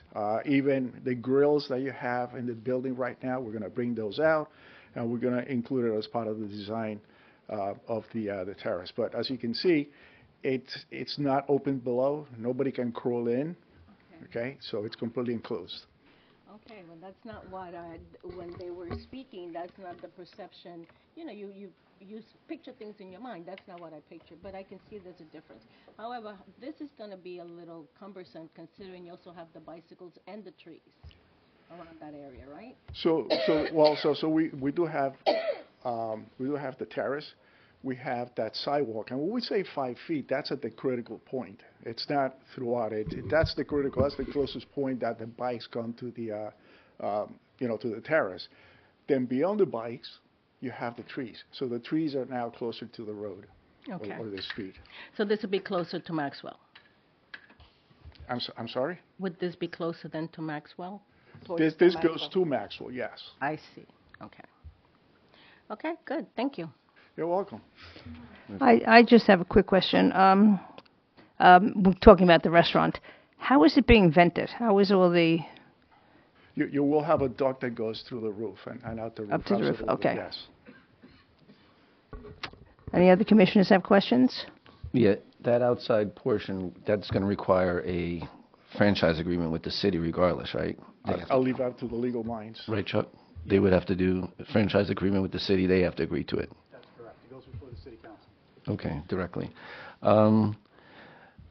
Last meeting, there was a talk about the valet parking and some other stuff, and I think I brought up an idea. I don't know if we've addressed it, or if you guys thought about it or whatever, because someone made a good point from the public about, I think it was the gentleman who was speaking today on traffic from the other side, about valet parking. You have to go down 2 blocks and all around, and I sort of had a suggestion to just put it right in the back so they could pick up in the back, drop off in the front, so there's not cars all over the place. Yes, and I can speak on behalf of the applicant. We thought it was a great suggestion so that we would have the guests pick up their cars within the garage.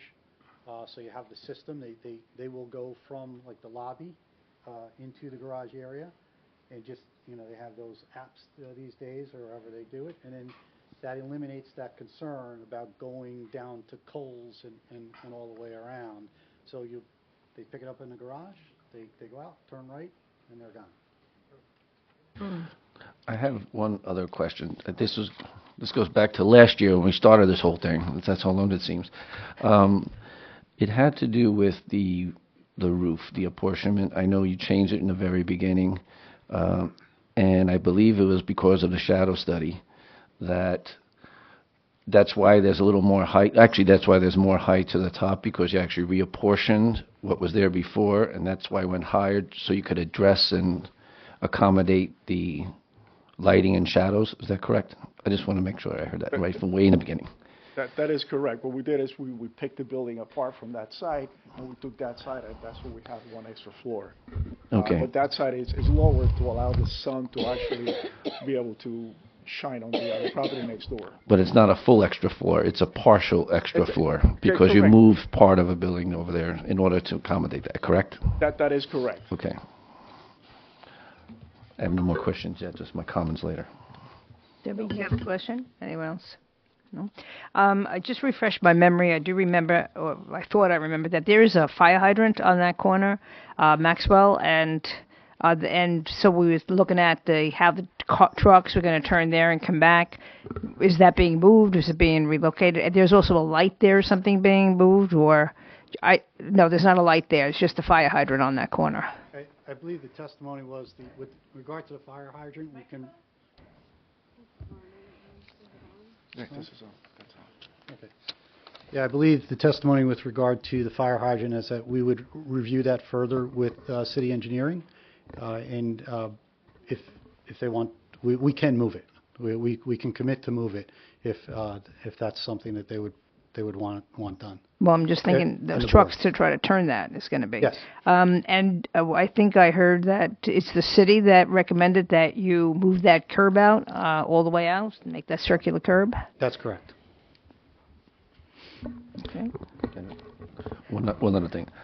I'm assuming that, obviously, because a lot of things were mentioned and brought up at different points regarding traffic and some of the designs and the bump out and the buses and everything else, that if this ever got approved, that there would have to be, and there would be, further discussions with traffic and engineering on even addressing some of these things that were brought up in this overall hearing, because there are some concerns that maybe they overlooked or didn't overlook, but I'm assuming there's more back and forth when it comes to final, when you get to the construction phase or moving forward before you actually do anything, just to make sure that no one overlooked anything.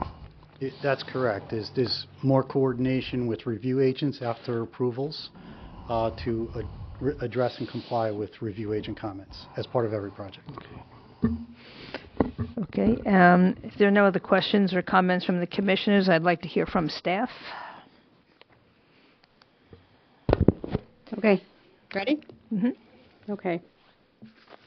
So Francisco prepared the memo that has been on the portal, I believe, since last year, I guess summer of last year. That is what I'm going to go off of because that's what's been on the portal this whole time, and I'll just take it from there. He was the person who reviewed it. As you know, he's left, so I am taking it up. Just for some reference as to how long this application's been happening, when it started, my son was 13, and now he has a job and he's graduated high school. So that's how long this project has been going on. So I just want to talk a little bit about what I think you guys hear every 2 weeks, and it becomes a word salad, and you don't listen to it because it's words and numbers and letters. I'm sure you hear NJSAAs, NJSABs, source 4065, blah, blah, blah. But it's really important for me and you and the board to understand what that means, right? So the D variance, like we always talk about this, right? That's where the statute is, right? So MLUL, the Municipal Land Use Law, gives this board powers, and within the statute, it lists all of the powers the things that you can grant variances for, and this board can grant variances for D variance. Those are serious variances, right? Those are variances that will have an impact on the neighborhood, on the general welfare, and the idea is, right, the whole concept behind it is that the person in the area or within 200 feet has the right to know that something is going to be substantially different than what they know, right? So that's the whole purpose for it. But this is the most interesting thing to me, of course, because I love this stuff. In 1975, the Municipal Land Use Law introduces special reasons instead of hardships for use variances. So in 1948, when we were really all starting about use variances, we were talking about hardships, and we were focused on use variances. But in 1975, the legislature decided that you could grant a D variance for a special reason, not just a hardship. So when you look in our appendix, which I don't know if you ever have, or when you take your class, they give you a flow chart, right? So when you're looking at D variances, and it's kind of like a flow chart checklist that you're going to see. So it's a D variance, and your first question is going to be, is it an inherently beneficial use? No, right? The hotel is not an inherently beneficial use. Okay. Are they asking or claiming that there's a hardship? In this instance, we can get into that further, but not necessarily, no.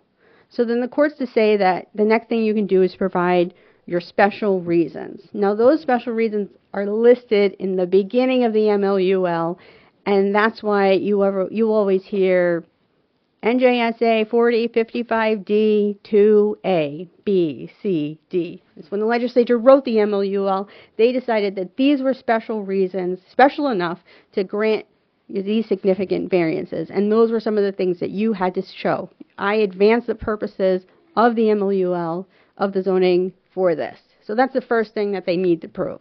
And in this instance, at least I'm going again to review the report that Francisco gave you. This way there's not any confusion. And I believe the report, I don't want to testify for the applicant's planner, but I just want to go over some of the things again that Francisco called out, right? So, C, to provide adequate light, air, and open space. Again, the comment here is that the shadow study that was done by Michael Graves showed that the building is expected to have minimal negative impact on the surrounding area. While there are new shadow casts, the effect is temporary and limited, and most of the shadows being cast are during the fall and winter months, which is when we expect shadows. Okay? Francisco says I. So, promote the desirable visual environment through creative development techniques and good civic design. So there's aesthetic enhancements, contributing to a visually appealing streetscape, aligning with the district's purpose. G, to provide sufficient space in an appropriate location for a variety of commercial uses, both private and public. I think that makes a little sense. So we're providing a commercial use in the area so that there is a variety of uses, right? And J, which is the one I want to talk about right now, is to promote the conservation of historic districts, open space, energy resources, and so on and so on. So in Jersey City, which is actually very unique in New Jersey, we have a really tough demolition ordinance. I know that I think a lot of people in Jersey City think we don't, but we have probably one of the strictest ordinances in the state, and people copy our ordinance.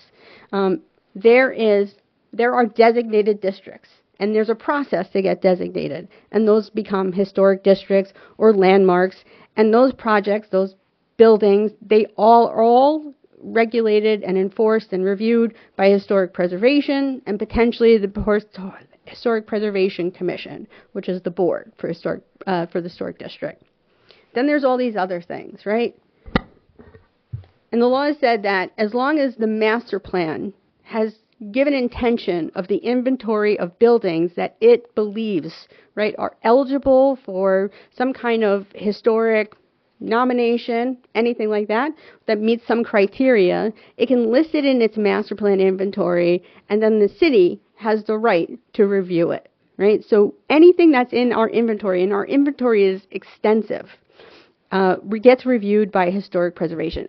All demolition in Jersey City, whether you think it is valuable or not, and some people yell at me, maybe on a monthly basis, because they think there's no value to whatever it is that their one-story industrial box is, gets reviewed by Historic Preservation. The first thing that Historic Preservation is going to do, open the master plan. Of course, the first thing they're really going to do is make sure it's not in a historic district. The second thing they're going to do is open the master plan and look at the inventory.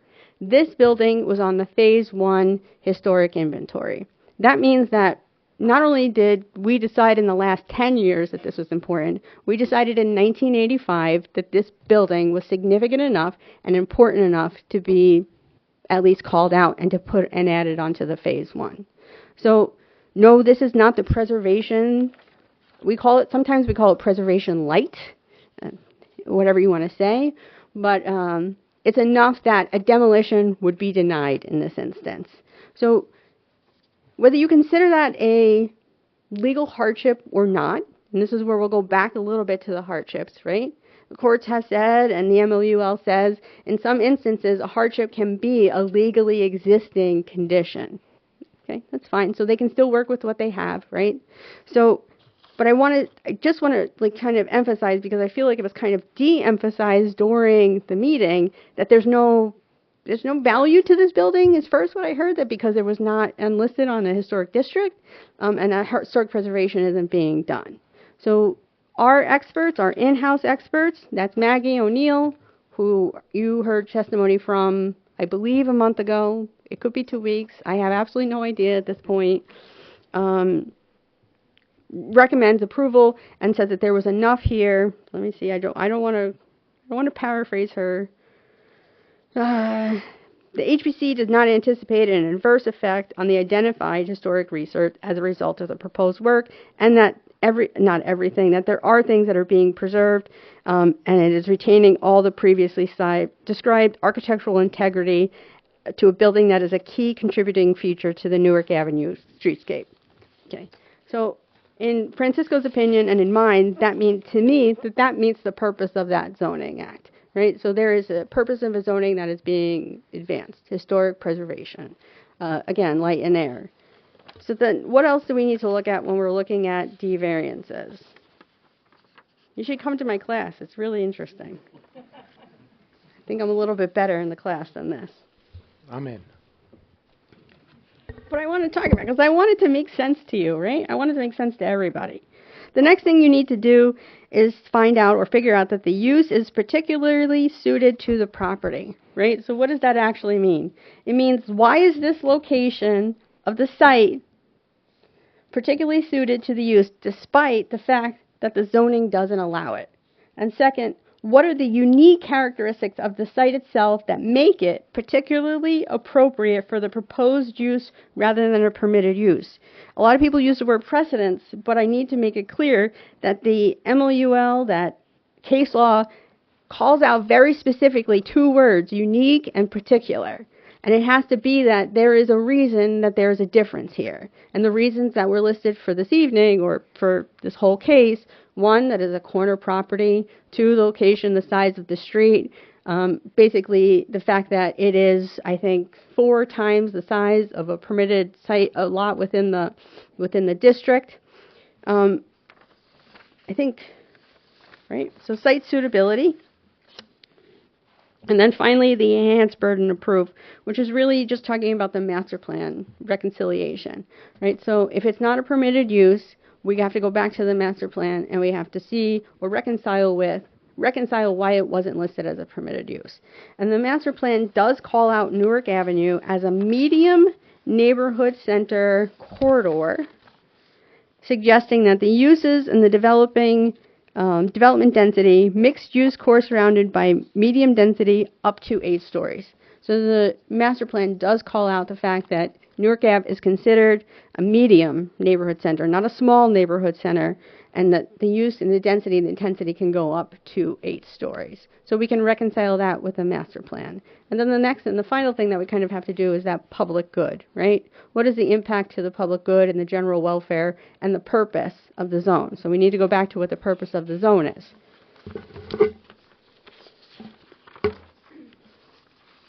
Recognize the existence and importance of neighborhood business districts and provide ground floor commercial and mixed-use buildings to promote walkability. The city has invested $14 million in the Newark Ave Ped Plaza, and this would be right at kind of the entrance of the Newark Ave Ped Plaza. And I believe it's only a 5-minute walk from the PATH station. So the use, which we actually haven't talked about yet, right? The hotel use, is a compatible use for this area. But I also want to talk about what is a hotel, right? This is a conversation that we have a lot. Is it residential? Is it retail? Is it commercial? Is it a little bit of both? So the opposition's planner called out the fact that hotels were not listed in the NC2 and the NC3 zones when we did the rezoning. I want you to know that was intentional because of this application. I did not want in the middle of an application to add another level or to make a decision when you guys were in the process of being able to make that decision. That was intentional. The neighborhood commercial zone I would have added hotel uses. In many instances where retail is permitted, in much more, I think, general, let's say, less stringent areas like Journal Square, where retail is, hotel is permitted. So it is a mixture of that. It's a retail sales or service. And it is also residential. So you can stay there one day, you can stay there 28 days, right? And the actual idea of the fact that the hotel is coming and giving more life to the pedestrian plaza, again, that's $14 million. And why do pedestrian plazas fail in some places and not in others? And it's really about getting people and feet on the street and getting them through the area. That's what makes the difference. It's part of the reason why we haven't yet been able to have a successful pedestrian plaza on the south side of the city. Okay, so we've talked about the use variance. Let's talk about the height. The D6 variance. D6, not like D1, in the sense that you don't have to prove that the site is particularly suited for the use. You have to prove that the site can handle the use or the height that's being proposed. I don't know if you could see that difference. It's a little bit subtle, right? It's a little bit less of a burden to prove. And so some of the standards that you need to be able to prove for a height variance, they're not the same as the use variance. And that's why in our chart we list some of the things that you need to prove is that you're limiting the intensity in order to preserve light and air of adjacent structures. Are you maintaining contextual density within the zone? Are you advancing the purposes of the zone? And you need to show that the proposed height will not offend the purpose of the height limitation, and in turn, that if you grant the variance, you're not disrupting the purposes of the zone. So we talked a lot about the purposes of the zone, but we need to talk about the height and the damage or the potential detriment that it could cause. I think when we initially had meetings about this, the height was throughout the majority of the site, and over time, the height has been shifted and moved to the corner. Again, there's a lot of urban conversation around urbanism about having corners have more of the height. And again, this is at the entrance of the pedestrian plaza. So the height for an open plaza is appropriate. And in the shadow studies that were provided is showing, at least for the adjacent structures, the fact that the height was moved, the shadow studies kind of are less of an impediment to the surrounding structures. Okay? And I think at least that's the conversation that I kind of want to bring you through. I know I gave some of my opinion, and that's what it is, but I also want you to use that same structure that I had to have that conversation with yourself and with each other. Obviously, on the record, Council, promise, not anywhere in secret. And then I'm going to read in the conditions of approval. Should you choose to approve it? Give me 1 second. Okay. These are pretty standard, but all materials and colors shown on final plans can't be changed without approval by planning staff, even if those are changes that need to be made by construction code. I would also ask that, I'm going to jump ahead, the bump out the outdoor seating requires a franchise approval by the city council. So even if you approve it and you say it's fine, the city council is the only one who can approve something like that in the right of way. Should the city council decide not to, I would request that at least I be let known, that somebody lets me know. Either we can continue to do an administrative amendment or not, but I think it's important that that gets added in there. Of course, all the testimony and their applicant and expert witnesses shall be binding. All street tree landscaping shall be done in accordance with forestry standards, and the forester will need to review it prior to the issuance of a CO, memorialized resolution. The green roof installed prior to the issuance of a CO. The applicant should provide an affidavit from the architect. Again, these are all pretty standard. The applicant shall comply with all conditions stated in the Historic Preservation Memorandum issued by Maggie. I want to say further that when we get to the construction drawing phases, we need to be in constant conversation about that with Maggie, with HBC, the franchise, on all the conditions stated by the review agents. There's a lot of comments in there by traffic engineering.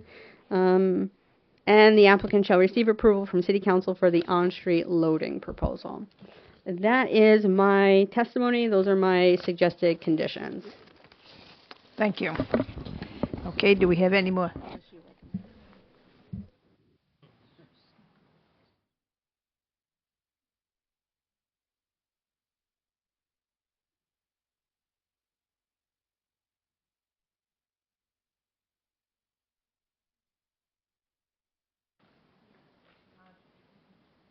Okay, are there any other questions or comments from the members of the board, the commissioners?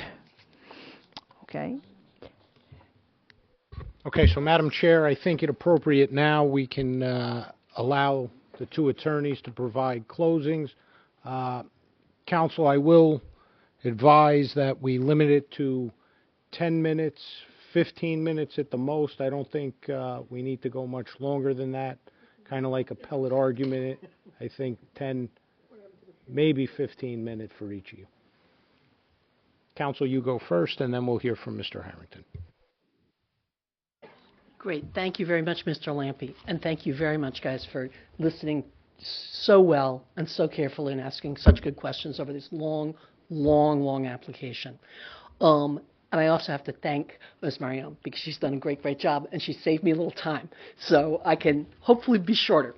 She did a beautiful job of setting forth the statute requirements. I, as an attorney, am going to talk a little bit about the case law that modifies somewhat of what she said.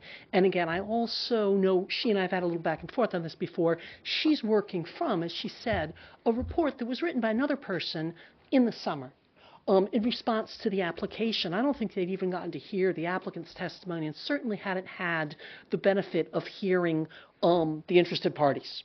So that's, they've done a very good job setting forth the core from the statute as applied to the application as it was filed with them.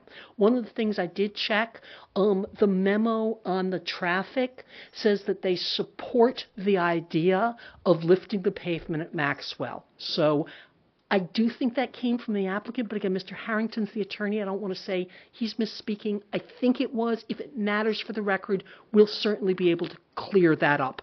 That was certainly how I read it, and that the bollards were an attempt to make that a little bit less dangerous. So having said that, leaving that aside, I will on occasion come back to a couple of things that Ms. Marion said and a couple of things that some of the public have said, because I think that's important to put them in the legal context. Also, oddly enough, Mr. Harrington, the applicant, has the burden of proof. Normally, the lawyer with the burden of proof goes first, right? And the lawyer who doesn't have the burden of proof, who's pointing out the deficiencies, goes next. I'm going now. It's actually not bad because I can talk about what Ms. Marion talked about, but I'm going to have to ask you to keep my points in mind when you're listening to his points. So she's absolutely right. The D1 is the most serious variance. The legislature, in their signing statement on the 1984 amendment, the legislature called it the most drastic departure from municipal development regulations. And that covers everything you have to do. Because if the variance is too drastic, that arrogates the planning and governing bodies' functions. It was interesting, as Marianne said, she might have actually, as for planning, recommended to the governing body, and of course they do the ordinance, that a hotel use be here. What we don't know is what the bulks would have been and whether a double the size building that the applicant's been very candid, and he has been very candid and also seems like a great guy. And I join Mr. Peasant in saying that. But he candidly said, the hotel rooms support the event spaces, right? People come to the event spaces because they know they can stay in the hotel. And the event spaces draw people to fill the hotel, that he needs both. And that, to me, describes why, when they first came in to my clients and I think the other neighborhood associations, it was a much smaller building. It was more in keeping with the height, and it was just a little boutique hotel. But I think they themselves realized, oh my gosh, there are already hotel rooms. There's another, apparently, the Jersey Moms lady was telling me there's a boutique hotel not far away. I think it's on Grove Street. We're going to need to do both. And that's why you heard about the excitement, the buzz, the beacon, the use of this corner property as something, I apologize, I have asthma, something that the building, it was going to draw attention to the building. We have also heard a lot from the public about how this is a great use for the city. It'll bring jobs. We want to be a city that's progressive, that's not against development. It will bring jobs. It's going to have a cooking school. The Cretellas are great people. I'm not denying any of that in any way, but it is not the legal test. And it's specifically not the legal test because we have a legal test for a building and a use of that sort of general well-being. And that's what Ms. Marion alluded to. That's the inherently beneficial use. And that's the inherently beneficial use which our court holdings also say, you know, they're great uses. Everybody wants them. Nobody wants to be next to them. And they're hospitals, schools, nursing homes. The characteristic one, the Sika case, was a brain injury clinic, halfway houses, homeless shelters, uses that serve the general welfare. And they got to go somewhere. This is not that. And it can't be analyzed that way. And that means that they do have to show that it's specifically great for the site is specifically great for it, and it's not a balancing test. They also have to show that there will not be substantial impacts into the neighborhood, nor substantial impacts to the zone scheme. And it's not a balancing test. You can't say, well, this is a great project. It's only going to hurt the next people next door just a little bit. You know, no. And it's only really going to hurt the zoning scheme a little bit, maybe not a lot badly. No, it is not a balancing test. It is a multi-part test. Does it meet some of the planning objectives? And you've heard Ms. Marion talk about them. You've heard Mr. I think David Stecker, the planning and traffic guy for the applicant, talk about them. You certainly heard Mr. Steck talk about them. And I'm sure you've reviewed them. They're a little vague. I mean, A is general welfare. As older court cases have said, anything kind of helps the general welfare. And that's where the particular suitability comes in, because it's a D1. If you're not alleging hardship, and I'm going to get to hardship in a minute because I think that's where the bank comes in, you can't just say, oh, you know, our really tall building, but we promote light in there because we've moved the height over to one side and the shadows will be worse there, but they'll be better here. That's not the test for a D1. It has to not only be able to be asserted to meet some of those very general parameters, which anything can. It has to also be specifically, particularly suited, as she said, to the use. And it also has to not have significant impacts either on the neighbors or on the zone scheme. And the burden is on the applicant to prove it. We've talked about the NC zone, how it's neighborhood uses for the neighborhood residential. The particular suitability test, I think, often comes down to a question of this use is prohibited at this site. If the use could have been foreseen, this use, not just a generic hotel, but this use could have been foreseen, does it fit so well with that NC zoning that requires low height along the street and requires neighborhood stores that it would have been zoned for? Because if not, then you're arrogating their powers if you approve it. That's one way to look at the particular suitability test, which courts have struggled with. In fact, Justice Holmes in Price versus Imagine does her best to set it forth. It's hard, but it's like, is it so perfect for here that, come on, of course it would have been zoned for if we could zone lot by lot and if we could have envisioned this. Most of these uses that come in as particularly suitable, but not zoned for, are new uses that couldn't have been anticipated. Cell phone towers. A lot of D1's zoning law was made with cell phone towers. They weren't zoned for. And in fact, there was some question, are they inherently beneficial? You can make that argument. And so it went over there, but they're also saying, well, they're particularly suitable. They're showing that there's a hole in this area. They need it.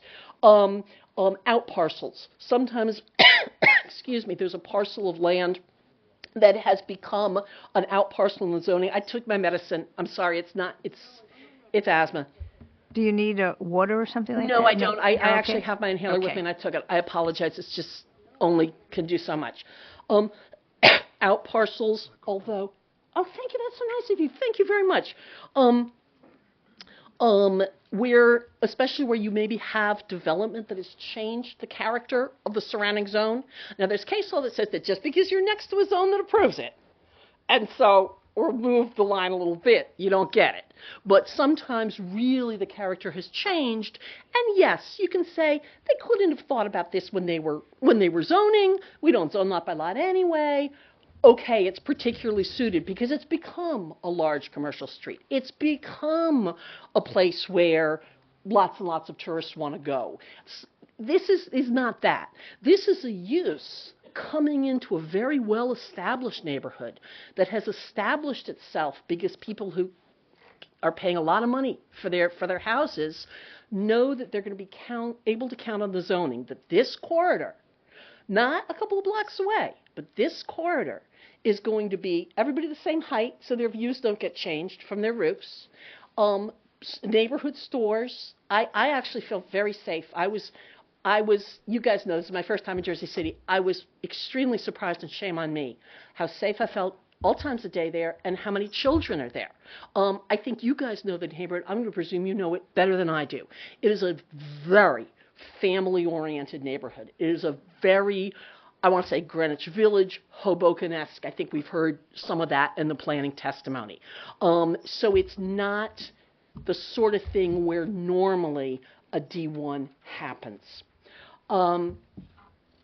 There's the negative criteria also have to be by enhanced proofs. And with all due respect to planning staff, this isn't a close call legally. It's not a close call legally when you look at Medici, when you look at the various cases which you're familiar with, and if anybody needs me, I will put them in. But they're just the regular zoning cases. You don't have. You can't really separate out the D6, the height variance, from this. It is part of the use that's being proposed. If it were being proposed without the D6, it would be a very different use.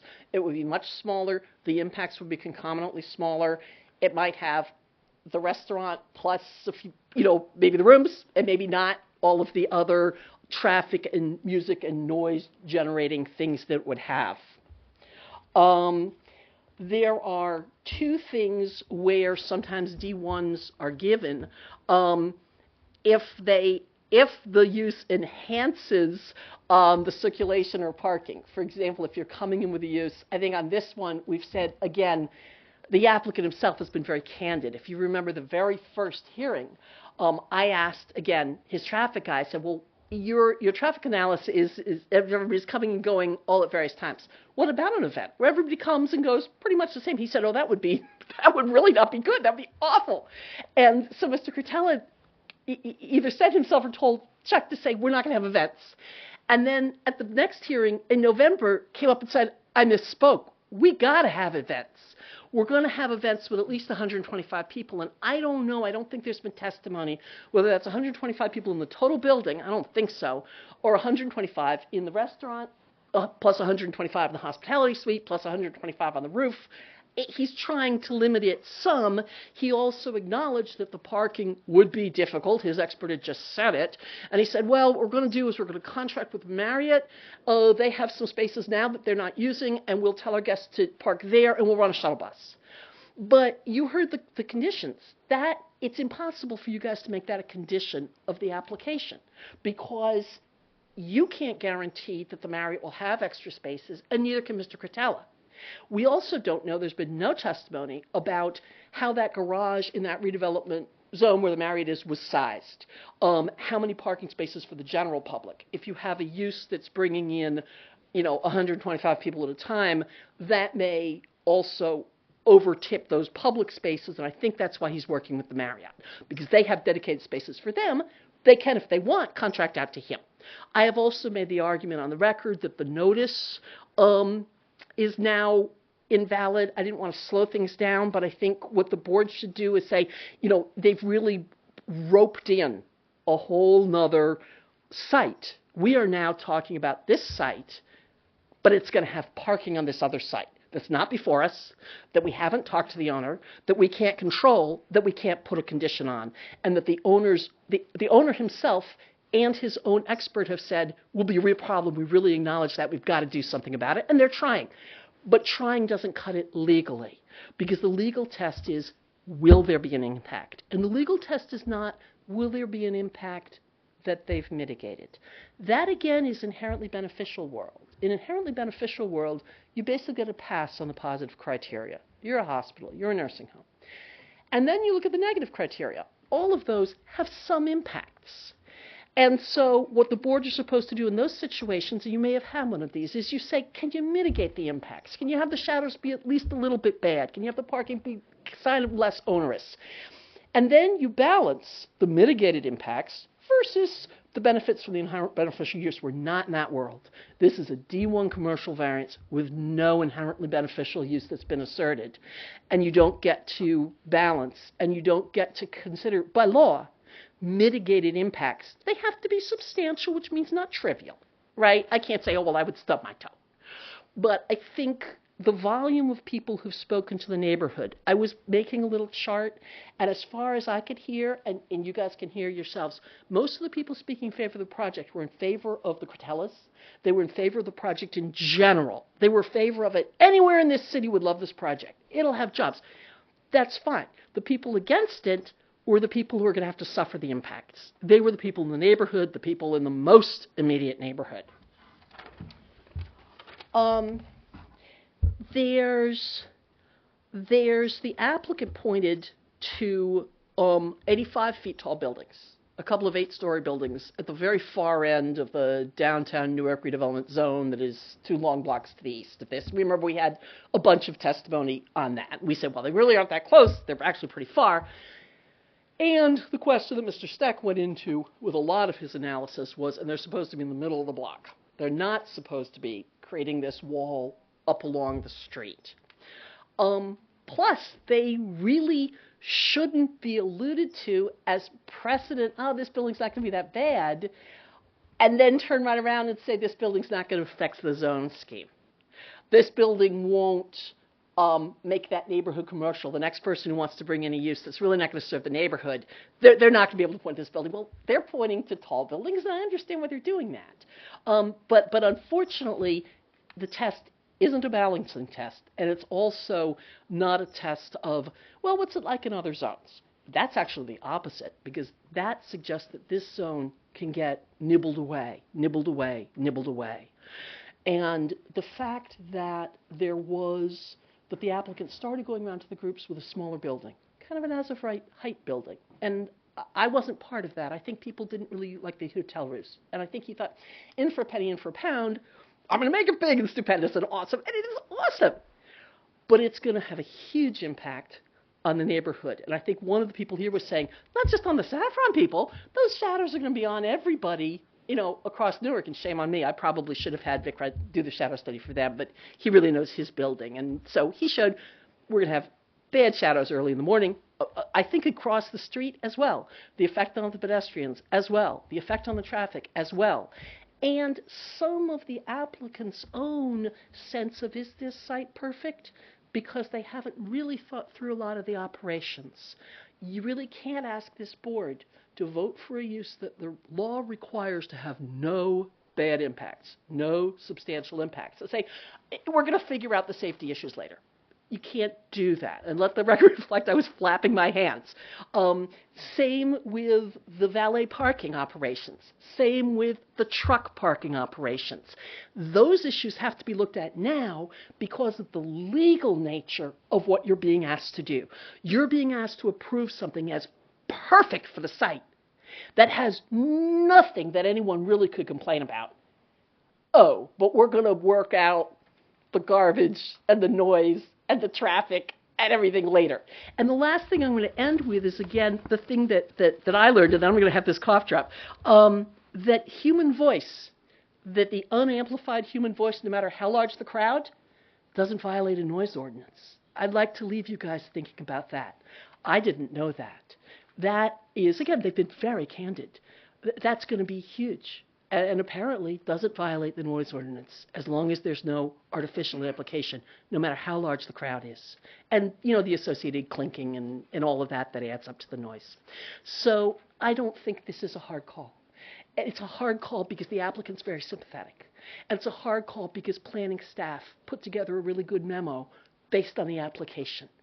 It's not a hard call legally, whether it's Mr. Lampe or whether Mr. LaPaglia is back and is writing a resolution for you guys, and it's going to go up and get briefed either way up to the judges. I think it's just really not a hard call, unfortunately, to deny this application, maybe not one that's only 70 feet high, this application at this location with these impacts, and with a lot of the impacts still supposedly to be figured out later, the law, it's just not a hard call. The law doesn't permit you to approve it. Thank you very, very much. Thank you.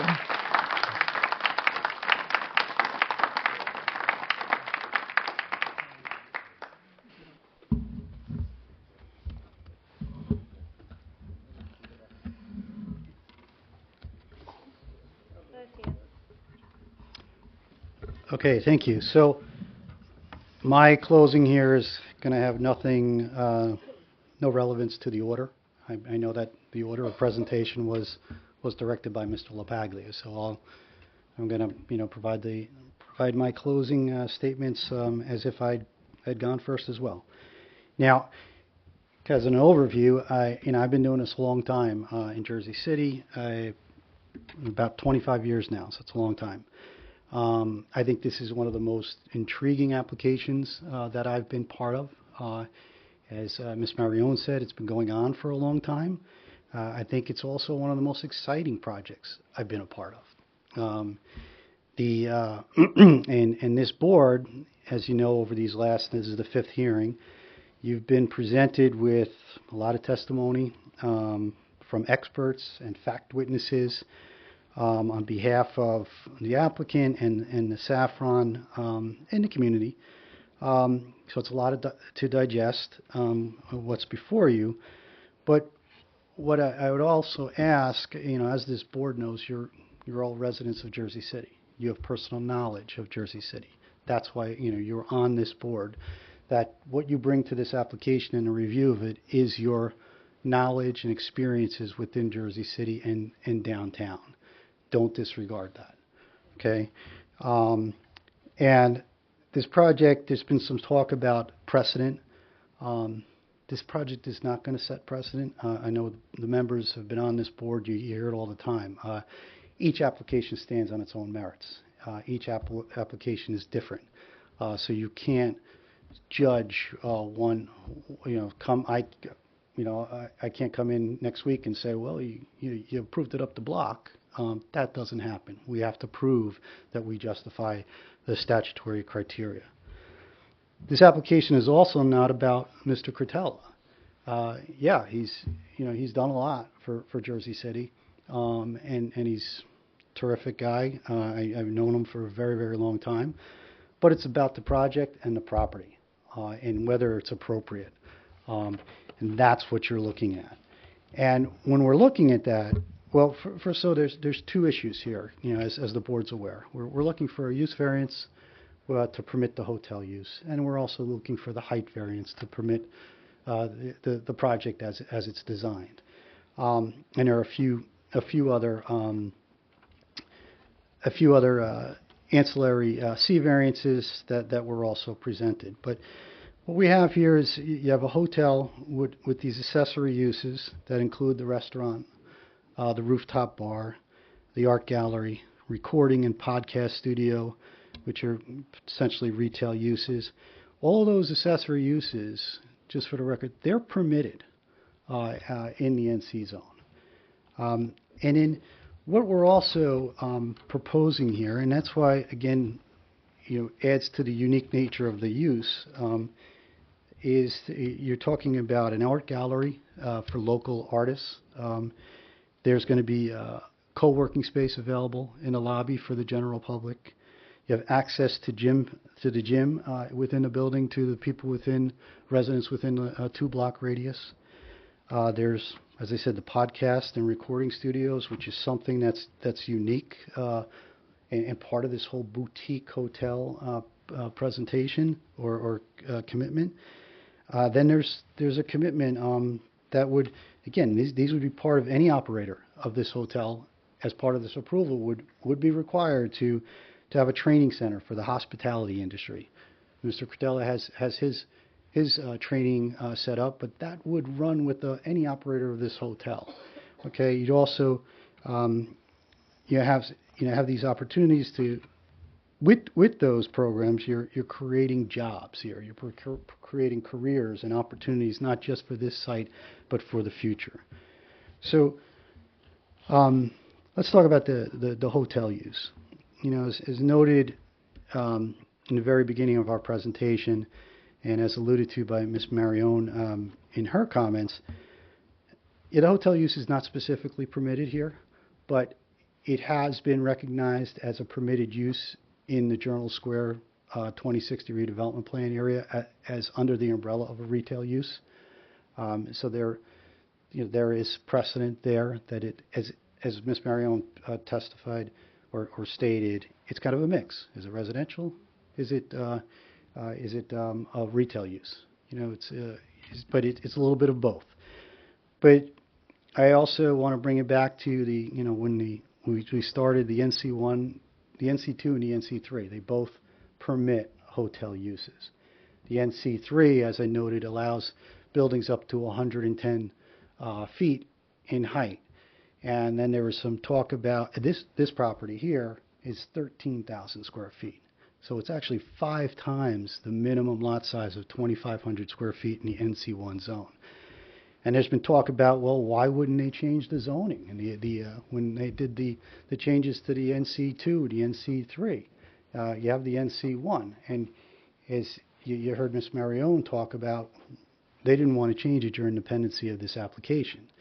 And I know that the NC1 had just been changed prior to the master plan being adopted. And I know that that was a long and arduous task between planning and community groups.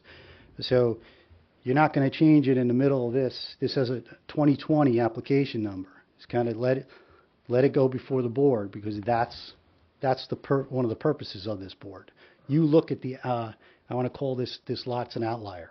You look at the lots within Jersey City that they can't be covered with the broad brush of the zoning. Whether you do a current master plan or not, this is not zoning out in Hunterdon County. Where it's easy, we chop things up, and this is Jersey City that has evolved over hundreds of years. Even the zoning in place, when you look at the zoning map and all the redevelopment plans, it's still evolving. So you're going to find the outlier lots, and that's why we're here, and that's why this wasn't particularly covered by that. So we do have we have the obligation and the burden to show you that we meet the statutory criteria. The first part of that is the positive criteria, right? And as part of that, we need to demonstrate special reasons. What does that mean? It means that the property is particularly suited for this use, and that we're promoting the goals of the MLUL, the Municipal Land Use Law. And that's where I believe the presentation over these 5 hearings we have shown that. Our planner testified that we are these are numbers, letters that Ms. Marione referenced earlier. We're satisfying we're promoting general welfare. This is going to be an economic promoter here. And that's promoting the general welfare, because we're going to promote all this economic activity in the commercial center. Newark Avenue downtown is the major commercial corridor downtown.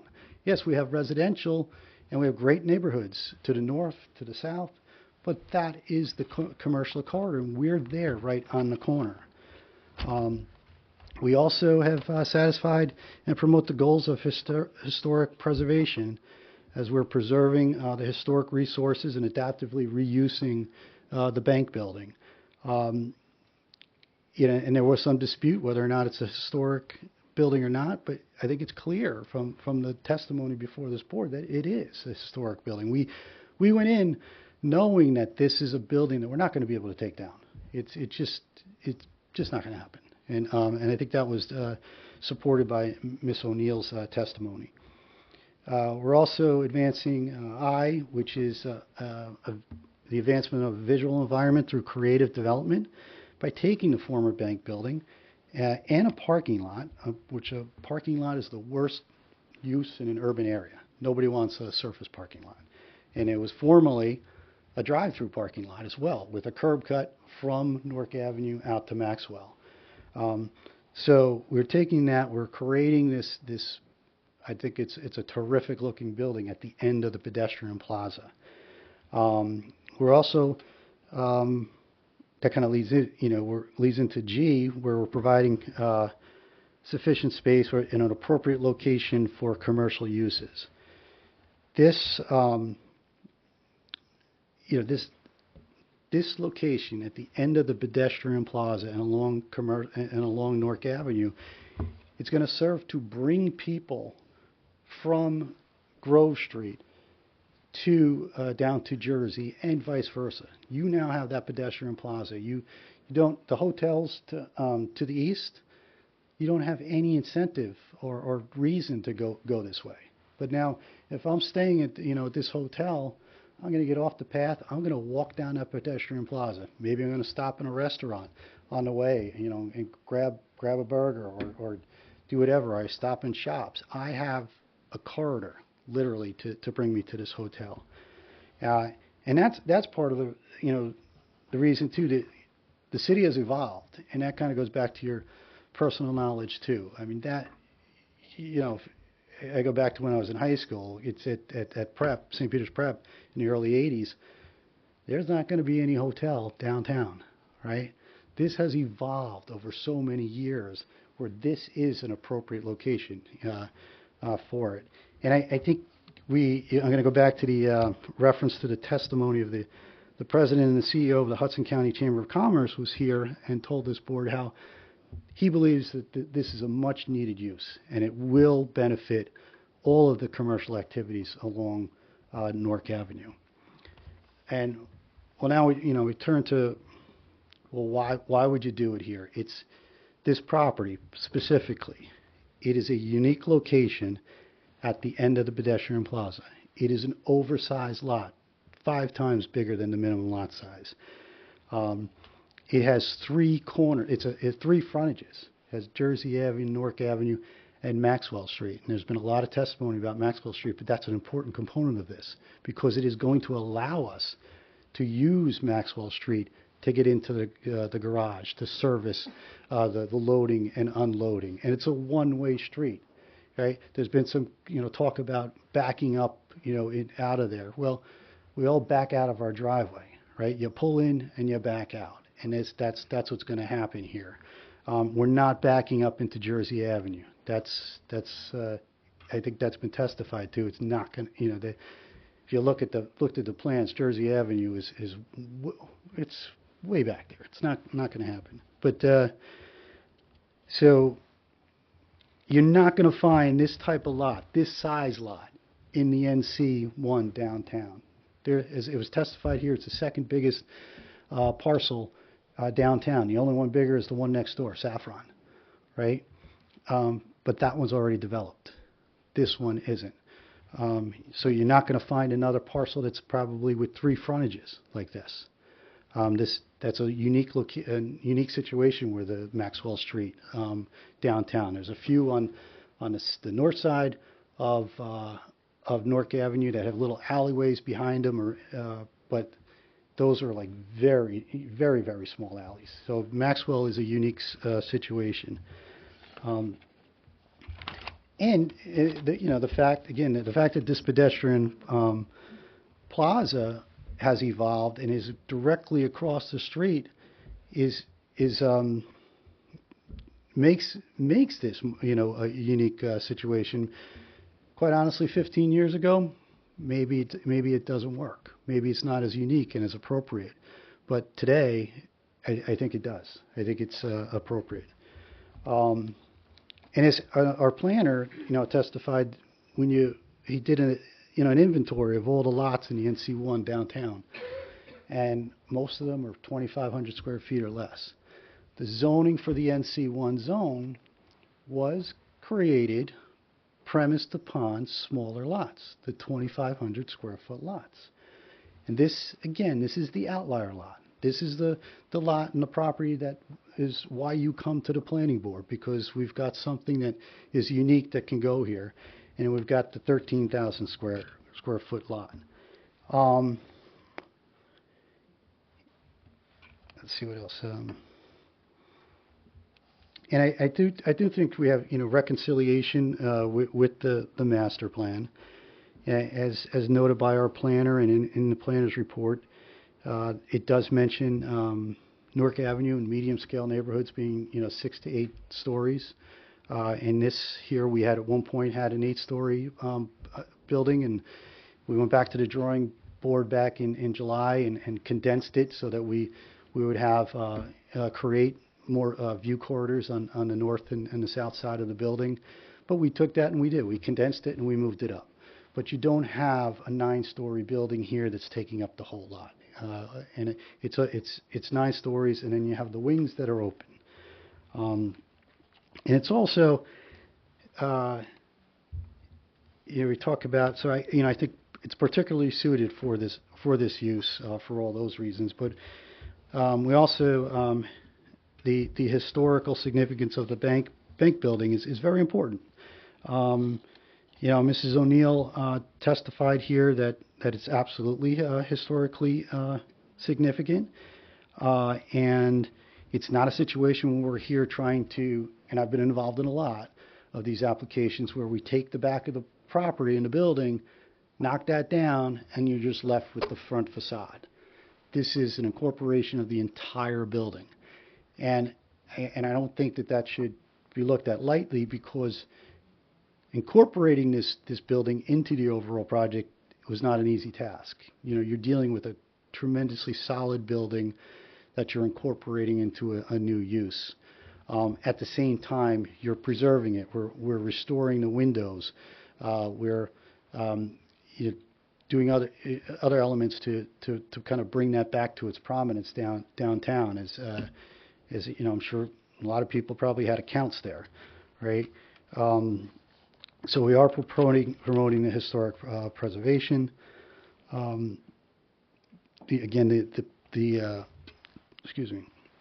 location is particularly suited, being at the end of the pedestrian plaza. We also have a hotel, an urban hotel that's so close to so many options for public transportation, right? You have a 5-minute walk from the PATH station. To walk down a little bit further, you got the light rail. You've got buses on Newark Avenue. You got everything there. Where an urban hotel, we had testified that we anticipate maybe seven cars a day, because when you're going to a hotel in a city, you're not typically taking your car, or a lot of people don't. I mean, if you're going to Boston, you're like take an Uber. It's like that's in the city. It's not going to be vehicular dominant. And here, when I talk about the particularly suited, I think it's interesting when you look, because you have to weigh the credibility of all the witnesses, right? The experts and the fact witnesses, but more so the experts. And I said when Mr. Steck, who's a terrific planner, but when he was asked as his opinion, did he think this was an appropriate use, the hotel use at the end of the pedestrian plaza? He dodged that. If you recall that, he didn't answer. And I think that's telling. I think the easy answer was no if he didn't believe it, right? But he didn't say that. He dodged it. So I think you have to look at his testimony when reviewing, or his answer there when reviewing his analysis. This is also particularly suited. It's going to serve as a connector not only from Grove Street to Jersey Avenue, but the back end, I'll call it, from Jersey to the hill just before you go up to Dickinson. That's a large part of Newark Avenue downtown life these days. That is an area that was built up within the last 10 to 15 years. That saw the rehabilitation of White Eagle Hall, right? So now you've got a connection. And I remember working on that White Eagle Hall application years ago, and the concern was, are you going to get people coming all the way down Newark Avenue? Well, they are going down Newark Avenue, and now this is actually almost like a middle point to create the commercial district down there. And this is, it's unique as well because it's a boutique hotel. It's not a large hotel chain that you have to the east along the water. And it's also, I want to make a point, it's not an event space. That's a red herring argument that's being put forth by the objectors. It's a restaurant space within the hotel. We have an art gallery within the hotel. The restaurant space, similar to any other restaurant, is a gathering place for people. And if you want to gather there and have a small wedding, a small bar mitzvah, a small birthday party, well, that's an event, yes. Did we come back and we carved that out? We at the second meeting, we were kind of like, why did we say that? We were going to paint ourselves into a corner. If people want to get together and have a wedding or some other event, that's fine. But that's not the primary use here. It's not being proposed as an event space. So for all, Harrington, we're getting very close to 15 minutes. oh, I'm sorry. I will try to speed it up. So for all those reasons, I think it's particularly the location across from the pedestrian plaza downtown, the corner lot with 3 frontages, the existing building being adaptively reused, and being downtown close to multiple public transportation supports the conclusion that it's particularly suited for this use is particularly suited for the property, and it promotes the purposes and goals of the municipal land use law. So let me try to get through my height variance or the negative criteria. I'm sorry, I didn't anticipate to be so long in the tooth here, but the building will not be substantially detriment to the public good and will not substantially impair the intent of the purpose of the zoning ordinance. Substantial is the operative word here, right? That's the predecessor. It's not detrimental. It's substantially detrimental, and that's the test. So we showed a shadow study that demonstrated that the shadows going to be brought cast upon the neighboring property are minimal. They're in the morning. They're minimal. You had a shadow study presented by the objectors. It was not by a professional that was sworn in for the purposes of this board, but it also did not show an analysis as to what the existing condition would create, nor an as-of-right building would create. So I think what we've shown demonstrates that it's not a substantial effect on the property next door. We're also not blocking any views from the windows of any of these units, right? These units face into the courtyard and out to Maxwell Street and Newark Avenue. No windows face east, and that's it's all about the rooftop, right? I think on the substantial detriments, there are objections, and I don't discount that if they're on the roof, and they want to see due east, but they can still see northeast, southeast, to the north, to the south, and to the west. All terrific views. They have adequate light and air, so we don't believe that there's substantial detriments there. And we also demonstrated that if you had an as-of-right building here, that would also have obstructions to the views to the east, probably more so because the building could be wider and at 72 or 76 feet. So you're not, again, that goes to whether or not it's a substantial detriment. Let's see. And we also just kind of, the board can come to their conclusions, but with regard to the valuation testimony that's presented, I don't think that proved anything. When you're telling me that a unit on a higher floor is going to sell for more than a unit on a lower floor, that's going to happen whether you have this project there or not. I don't think it changed anything. Now, I'm sorry. There's a number of improvements here that are being made around here. Again, those site improvements and off-site improvements were the recommendation of the Jersey City Traffic and Engineering Department. We believe that those make it a better project. We're not saying, we said, yeah, if they wanted us to change them, fine, but we're not saying that they're bad improvements. We think that they all work. Talk about the outdoor elevated cafe. Again, that's the reason, as Mr. Carballo said earlier, the reason for that is you have the interior of the building you walk up to.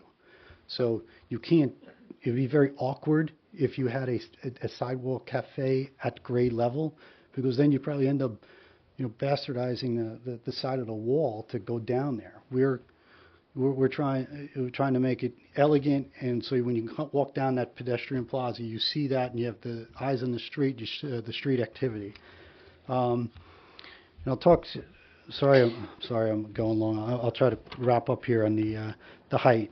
So the height is, one part of the criteria you could use in improving a height variance is a hardship. We're not doing that. The working with the bank could be considered somewhat of a hardship because it makes things difficult, but that's not where you start and end your argument there. Where am I?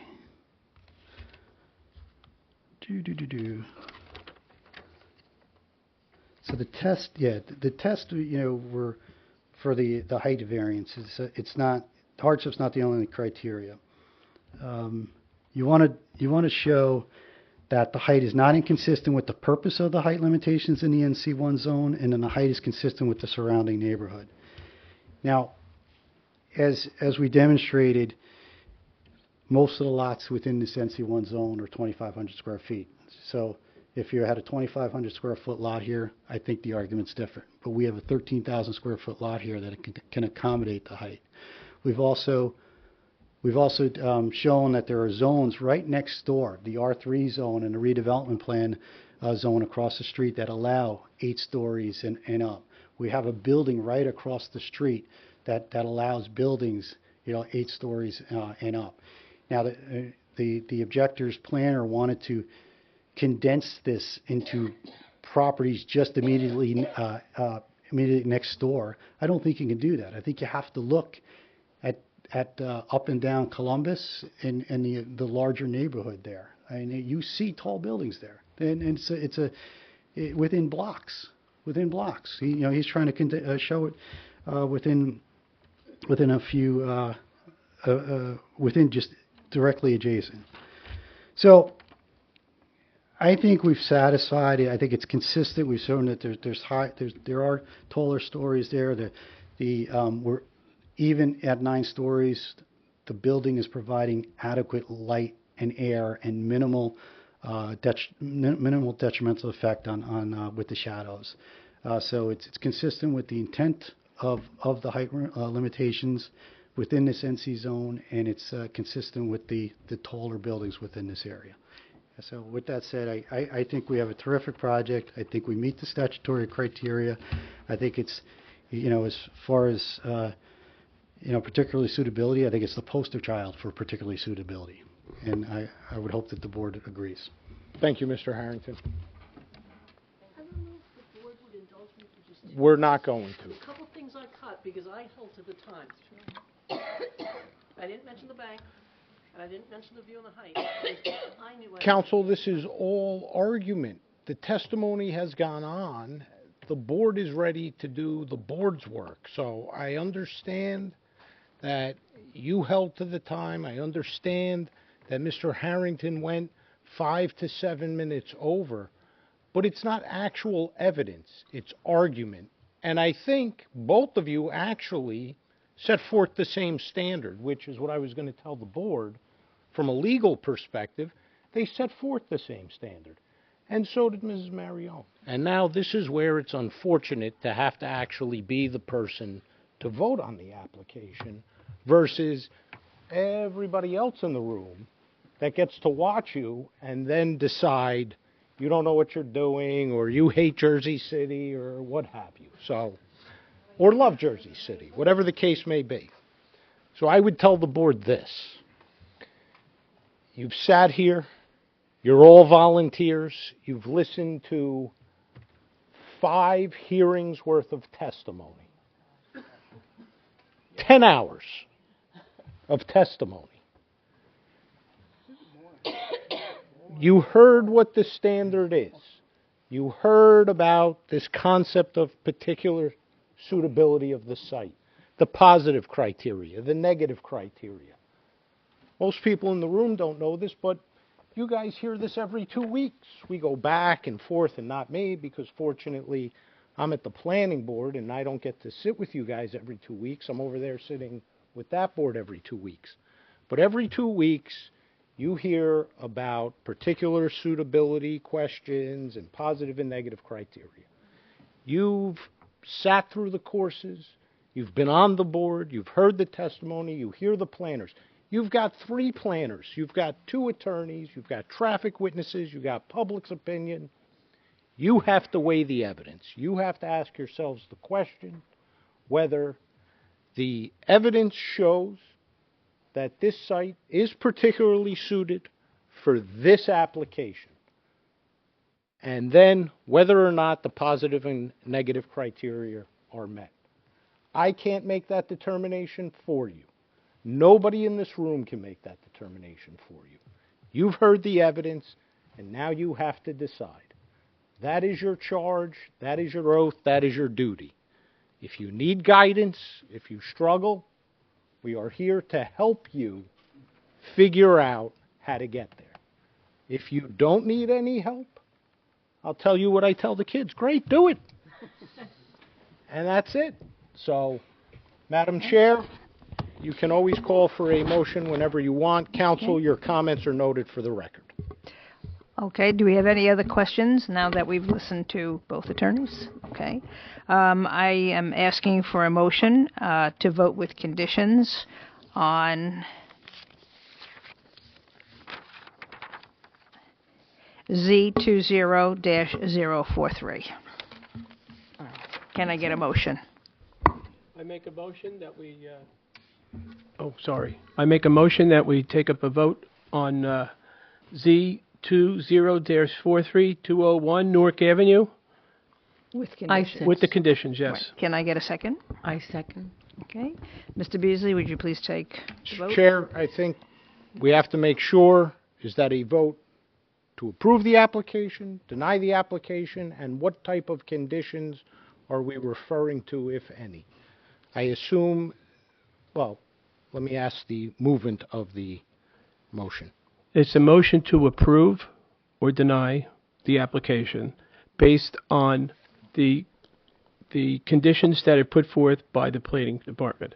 So in a their motion recommendation. to approve, Yes, with the conditions set forth in Correct. planning's memo. memo, yes. Okay. So I have one question. I was doing that, and I was told to change that, but okay. Now, can I ask one question? You said we could get some guidance here. My concern, after listening to everything, is that about the traffic, and will the planning board or whatever of you guys be looking at the traffic once again, or is it already settled? I mean, can we go back in and take a look at anything with that curb cut or anything like that? I mean, I'm just asking that question. So with respect to the pending motion with the conditions, it's as it's stated. As I understood those conditions, it includes the incorporation of the comments from traffic and engineering. Okay. It is also subject to the condition of getting a franchise ordinance out of City Council with respect to the raised patio space in the application. Correct. Okay. So we have a pending motion. We do not have a second yet, or we did have a Yes, second. we have a second. We have a second. We have a second. Okay. So, Does that Mr. satisfy Beasley? your question? Yes, it does. Thank Mr. you, Madam Beasley, Chair. can you take the vote? Commissioner Patel, Yes, approve. Yeah. Commissioner Boyle, Approve. Commissioner Burns, Approve. Commissioner Barron, Approve. Commissioner Zablicki. I just want to say a few things. It's funny, I'm born and raised in Jersey City, too. My grandfather was born in 1910 downtown. His father came in 1888, and I've seen the city, been part of it my whole life. It's amazing to see the bank where I had my little deposit when I was a kid now being discussed here today for such a major project. There were a number of things that were said by Tanya, and I'm speaking because I believe one of the or a couple of the public members in the beginning when this all started, seems like a long, long time ago, asked if we would, if I vote or when we vote, if we had some comments as to why we're doing it. A number of things were said that Tanya addressed and was done in closing, so I don't need to go into all of that, but I just wanted to make a point of a couple things. And that's the uniqueness of this location. This part of Jersey City, both on the Newark Avenue side and the Jersey Avenue side, are neighborhood commercial, as we all know, but they are also part of the restaurant and entertainment overlay, which was put into place in January of 2012 to push and promote this part of Jersey City. It used to be just 2 blocks on Newark Avenue, but now we extended it at that time for the entire length of Newark Avenue and Jersey Avenue and other districts in the city so that they could grow economically as the city grew with it. And the purpose of this was to create an amenity or amenities, not just for the neighborhood, but for the entire city to enjoy. People from throughout the city come down to Newark Avenue to eat, to have fun, to enjoy themselves, to stroll with their kids too as well. And that really is what that location's about. It is an amenity for the entire city. We had a number of business people that were here in one of the first meetings, and when I say business people, I say some of the restaurant owners, small business people. I believe the SID president was here, and a few others, all asking, or I should say encouraging, such a business to open there because it's a benefit to them, and as such a benefit to their employees, many of which also live and work in different parts of Jersey City. So when we look at this, we have to look at this project as something that belongs to Jersey City, not just to downtown. And in looking at all this and in hearing the testimony, the corner property stuff, I know that's something we went way back with, and the city always pushed to have more development on corners because it sets up blocks, and I know that's a pattern and an element that they often utilize when they make their decisions. But in doing that and looking at that, this location as a hotel, and the one thing that's important to be aware of or to remind everybody is that if this application was being brought today for the first time, this use probably would have already been approved by the city as part of their plan already. So the way it's all happened, it's been a long trek, but I wanted to make sure that we didn't forget the fact that, Jersey City is a big place and a growing place, and I know it's tough sometimes. There were issues that were very clear regarding traffic and other things. That's why, as you saw, some of the commissioners and I suggested that as this goes forward with further plans, or as things, if it gets approved and goes into fruition, that of course the traffic then gets looked at, because our traffic patterns seem to change over and over again. That's one thing I'll agree with. Our traffic in Jersey City really needs to be addressed, and aside from this project, but that should definitely be looked at. The views and other things, I mean, Jersey City has been a growing city. You have views one day, you don't have them the other, and that's just part of, unfortunately or fortunately, growth. And looking at the testimony and some of the other things, I know part of a view is taken away, and that's always from the roof. That's always, something that you look forward to or keeping. But there are great views. I used to go on my roof when I was a kid in Jersey City, and I used to like to look west and see the sunset. You have all of the west, all of the south, all of the north, and part of the northeast still has views.